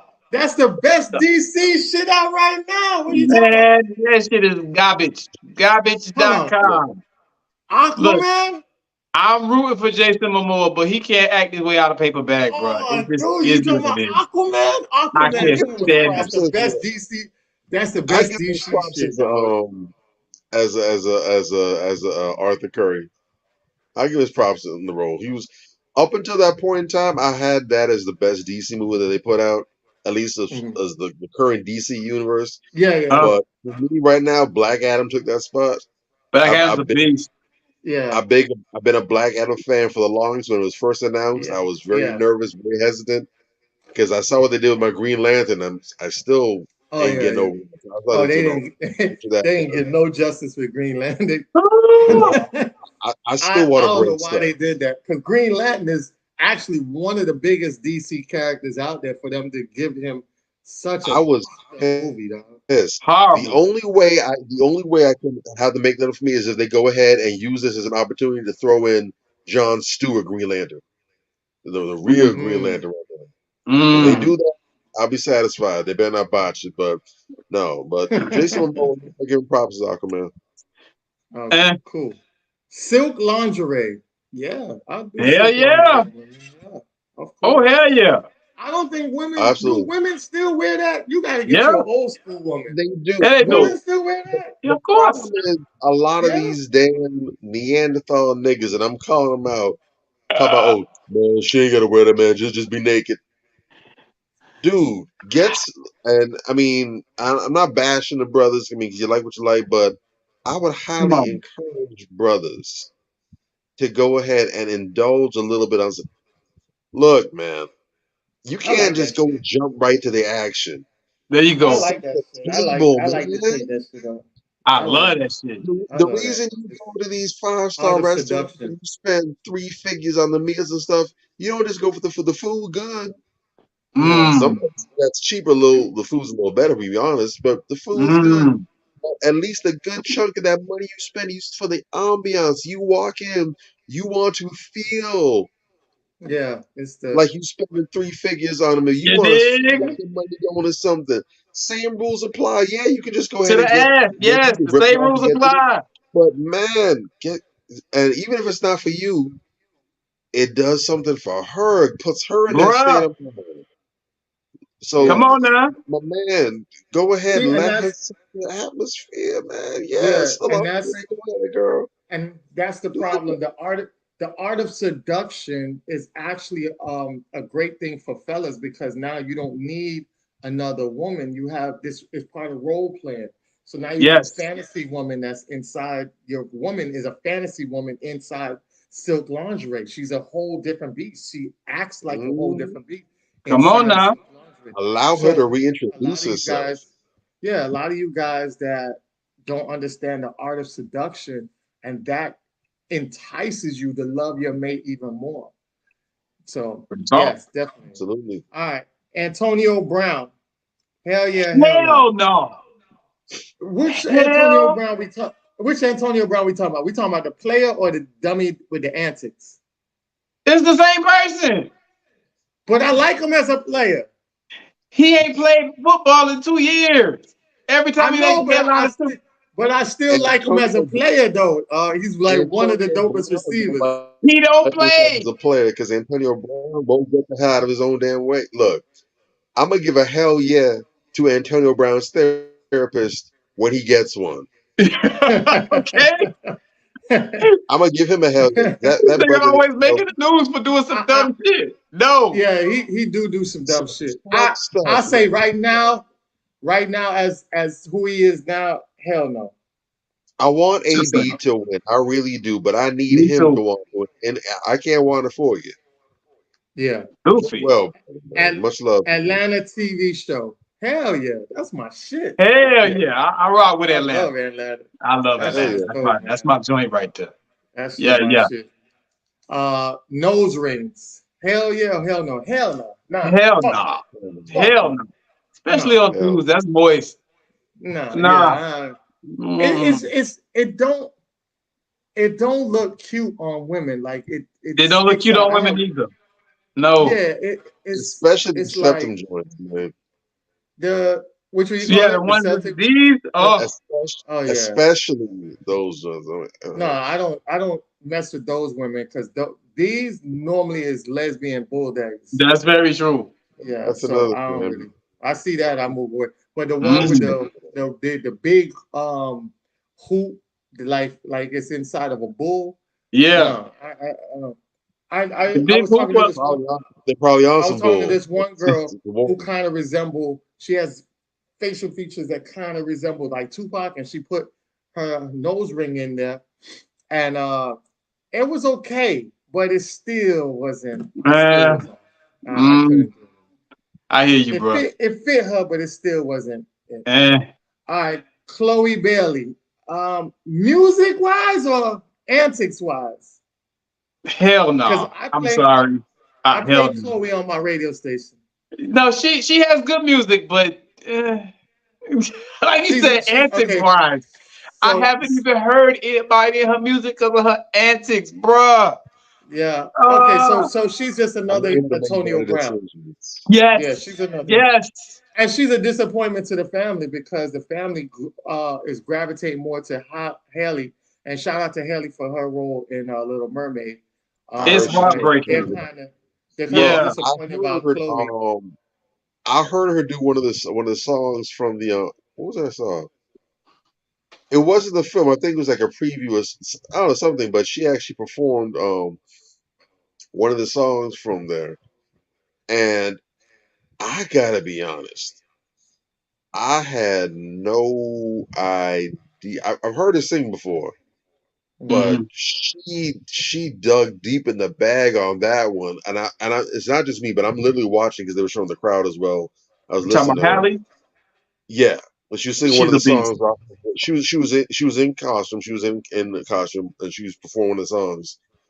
And I'm watching them, and they got the camera scrolling across the whole audience, and I'm seeing older men and women, kids, different races, different background. And everyone, including me, we all just stuck, like in a trance, because She a the beast. singing was so beautiful. It was haunting. She's And amazing. when she finished, I could tell they had the whole place, the whole foundation probably shaking. Mm-hmm. Yeah. Murdered that song. Yeah. Yeah. So on the strength of that, I was kind of iffy cool on the movie, but I might low key. We ain't talking about Hallie. We talking about Chloe. No, I know that. No, I'm talking in terms of who they grabbed. No, he was talking about Chloe. He was talking about Holly. Right. But we talking the question was about Chloe. Yeah. No. He was just saying because I veered off the Chloe. Yeah, I veered off to Haley, and that's what he was saying about Haley. So Jimmy Butler. Hell yeah. Fuck yeah. Hell yeah. Hell yeah. Come on, man. He just got his trademark for what? Hemi Buckets, yeah. I can't wait to see what he do with Hemi Buckets. And also to the Miami Heat for regaining our side nigga energy. Our secret weapon, our side nigga energy. We play like some. We got a whole team of dudes that play like some side niggas. All right. Mark secret right there. Also, big up to Jimmy because apparently, I dropped a picture earlier where apparently, you want to talk about a brother that got back in his bag. Apparently, the top level tennis player Coco Gauff, before the game started, he actually hopped in the DMs and asked her if she wanted to get some tickets to see the Heat play the Nuggets in the finals, and sure enough, came out and pulled a major W. So my boy is fully in Shazam. his side energy. Nice. Shazam. Mark Lemoyce Hill. Hell no. Hell no. No. Hell no. Coon of coons. Hell no. Don't ask that question. Don't do that. Angela Bassett. Hell yeah. Hell yeah. Hell yeah. One of the greatest actresses of all time, bro. Definitely, royalty. hands down. Silver Hands screen down. royalty. All the way around. Absolutely. Definitely. Dior. Hell no. Fuck no. Hell no. Hell no. All that overpriced bullshit. No. Hell yeah. And Hulu. Hell no. I don't fuck with Hulu. Y'all fuck with Hulu? Hell yeah. Hulu got some fly shit. You can check it out. Oh yeah. I deal with a Fire Stick, so I deal with all of them. Did you see that? Did you a bootleg? I don't know what's Hulu and what's not Hulu. I can't speak Hulu. I seldom use it, but I can't speak. I'm gonna give Hulu a hell yeah, because Hulu actually allowed me to go ahead and continue my Actually, Hulu allowed me to go ahead and get my watching the Luther on, which became one of I knew I was gonna love the show. I actually watched it, confirmed it. So big ups to Hulu for allowing me to do that. Also, they picked up the episodes of Criminal Minds after Netflix released the license. So and I love me some Criminal Minds. So I got to finally complete watching the whole thing. I'm about midway through the final season, but yeah. So Hulu been good to me got some fly shit, bro. They do. Oh, okay. One nigga can actually score through it. You seen that Tupac documentary? Yeah, but I get that on Fire Stick. I hear great things. I keep putting off. I got to watch that this weekend. You gotta check it out. Yeah, Never mind Anthony with his bootlegging. The shit is on Hulu. Yeah, well, shit. Hulu. They don't see me because I'm getting it somewhere else. All right, so we definitely came to wrap up the show tonight. We're going to get into our last segment, which is Crown Check. And we're talking about peace. So I figured this would be the closest person we would get to somebody that exudes peace. I think this is an incredible woman. She's done a lot of great work, legacy work. She is an icon, and I want people to know who she is. So y'all know who this is? Winnie Mandela. Yes, Winnie Mandela. Yes, of course I know who that is. Mandela. Yes, definitely. Winnie Mandela is a rider. So she's been out here doing incredible things. She's facilitated a lot of stuff. She's fought in a lot of things, and she's one of the basic faces for pushing back on apartheid, especially in South Africa. So in a huge way. Legendary work. And shout out to Miss Mandela for doing all the incredible things for our people, our community. Much love, much appreciated. I'm glad they were able to drop her documentary and everything like that to show the world exactly who she was and how legendary she was during her time. And such a great thing because, when you picking a mate, you want to pick a woman that is going to build legacy with you. We've seen that with Dr. King. We've seen that with Betty Shabazz. And we've seen it with Miss Mandela, Winnie Mandela. And all these women are very powerful women that were by powerful men, and these men were super powerful because of the women that they had by their side. So definitely shout out to Winnie Mandela as our queen check for this week. All right. Extraordinary pick, brother. I definitely want to encourage people to actually really do your due diligence, really look up the history of Winnie Mandela. I know in a lot of places they speak ill of her. They don't have a lot of positive things to say about her. But look at the real history, the real truth behind how that whole era of human history and South African history played out.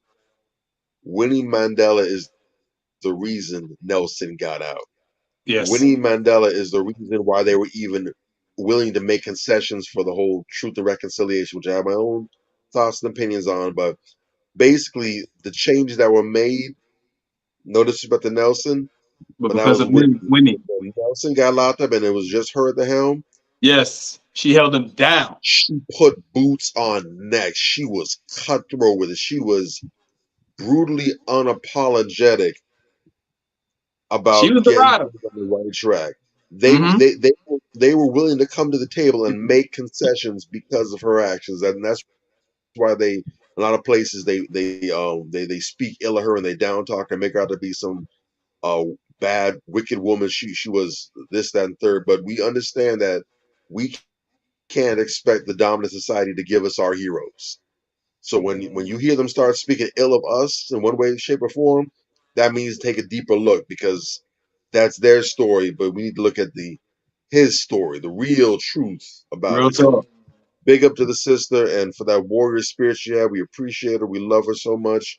We're thankful for her and the work that she did, and her legacy continues, and Nelson's Yes. continues as well.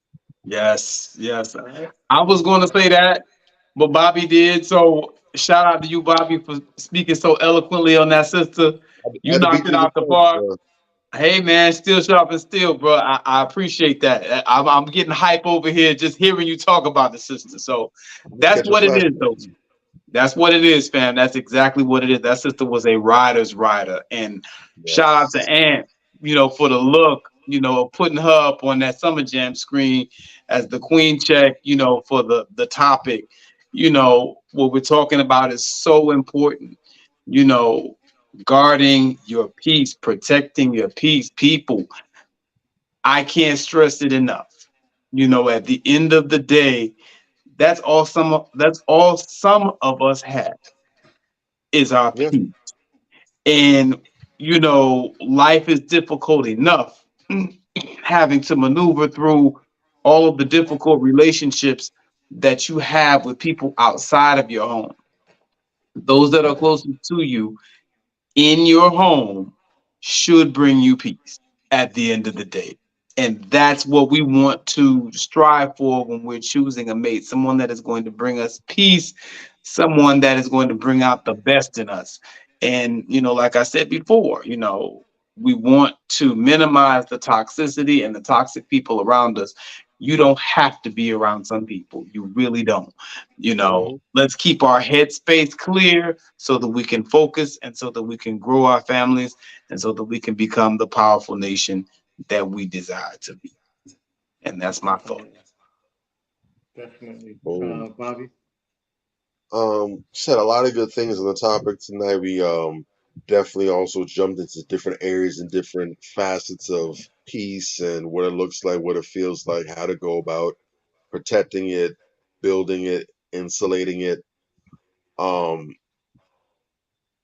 rather than recap, I'm going to introduce another brief idea about it as well too. Um, first and foremost, make sure that you are your peace. Um, stop outsourcing your power to others, and we have the same issue as well with the idea of happiness and people talking about they need a spouse to make them happy, or we've had even issues and situations where we hear people divorcing and breaking up talking about they weren't happy or their spouse wasn't making them happy. Um, you got to take accountability and take ownership and governance of your own life first and foremost. Um, the hot button question now, if you almost want to cause a gender war or argument, one of the hot button questions that you can ask is, what do you bring to the table? What bring things to the table? You need to make sure that you're bringing something to the table that is complete in regards to your peace and your happiness. Yes. Understand, it is not your partner or your potential partner's job to make you happy. It's not their job to bring you or be your peace. Because here's the thing, those are internal concepts. Though that's something that occurs within. Peace is something that arrives within. Again, if you're dependent on your external circumstances to give you peace, you're never going to have it. Real talk. Especially nowadays, there's more instability in the world than there ever has been before. whole lot of things going sideways and topsy-turvy at a moment's notice now. You need to be able to have that peace for yourself. It's got to be something that's inside you. It can't be on you. It's got to be in you. So you have your peace. You come and you bring that to the table with somebody who already has their peace. Now you two are sharing your peace. Mm-hmm. Don't come to the picnic. Don't come to the potluck with no food, no plates, no beverages, no cups. Don't come empty-handed and expect to just eat off what everybody else brought. Yeah. And now we're lacking. It's supposed to be bringing your abundance. You bring your abundance, they bring their abundance. Now it's a party. Yeah. Now it's a barbecue. Now it's a picnic. Now it's a cookout. We can eat. Mm-hmm. And I get to take part. I get to share in your happiness, because that's another thing too. Again, we're talking about bringing your own. You don't just want to be a leech. Mhm. If you're not bringing your own peace, if you're not bringing your own happiness, what's going to happen is you're going to end up leeching off of the other person. Mm-hmm. And yeah, maybe they may have enough where they can sustain you and themselves, but again, what are you bringing? Are you an asset or are you a liability? There you go. Are you a positive balance or a negative balance? Are you in the red or are you in the black? What is it? Bring your own for yourself and share it with your partner, and they'll do the same. But the Yeah. idea that it's someone else's responsibility to make you happy, to bring you peace, that's nonsense. That's basic. You got to evolve beyond that. If you Mm-hmm. had no significant other, what are you going to do? Hmm. So if they're on the picture, you're not going to have peace. It's completely beholden to somebody else. Correct. Do yourself a better service than that. Get it for yourself. Bring it to the table. Let's eat. Yay. Yep. Love it. Great words Jim. from my brothers. You'll already know. They summed it all up. The only piece I got for y'all is peace. See y'all on June 11th. Sunday, June 11th, we'll be back with another great episode, and remain safe. And RIP to all the family members and people that y'all lost over this weekend, the holiday weekend. Like I said, Memorial Weekend is always a big holiday that a lot of lives normally are being lost on that weekend, because you have enormous crowds and then you have ignoramus inside the crowds that do just reckless, dumb, silly stuff. Just like we had the shooting out here on Hollywood Boulevard on the beach on Memorial Day, and 9 people got shot, including 3 children. And that's just really pathetic, and it just shows you the low morale of what we have out here. And this is why we're doing the manifestations, to increase the morale and have people out here to think more logical and not be out here on some ignoramus Rambo's joint doing senseless stuff that don't benefit them in any way, form, or fashion. Now the guy whose suspect is on the loose, you're gonna spend the rest of your life in jail, or a good majority of it for attempted murder. So on 9 different people. So go ahead and think about what you guys do, because remember, when you make the right choices, that brings peace to your life, and you are living in peace. All Real right, talk. and not 100. resting in it. All right, so we'll see you guys next week, June 11th, and we appreciate everybody for tuning in. Shout out to everybody, the newcomers that's coming in. That was super dope for you to come in and saying salute to us for doing such a great job. We appreciate that. All right. Yay. Peace out. We out. Be well. Peace. All right.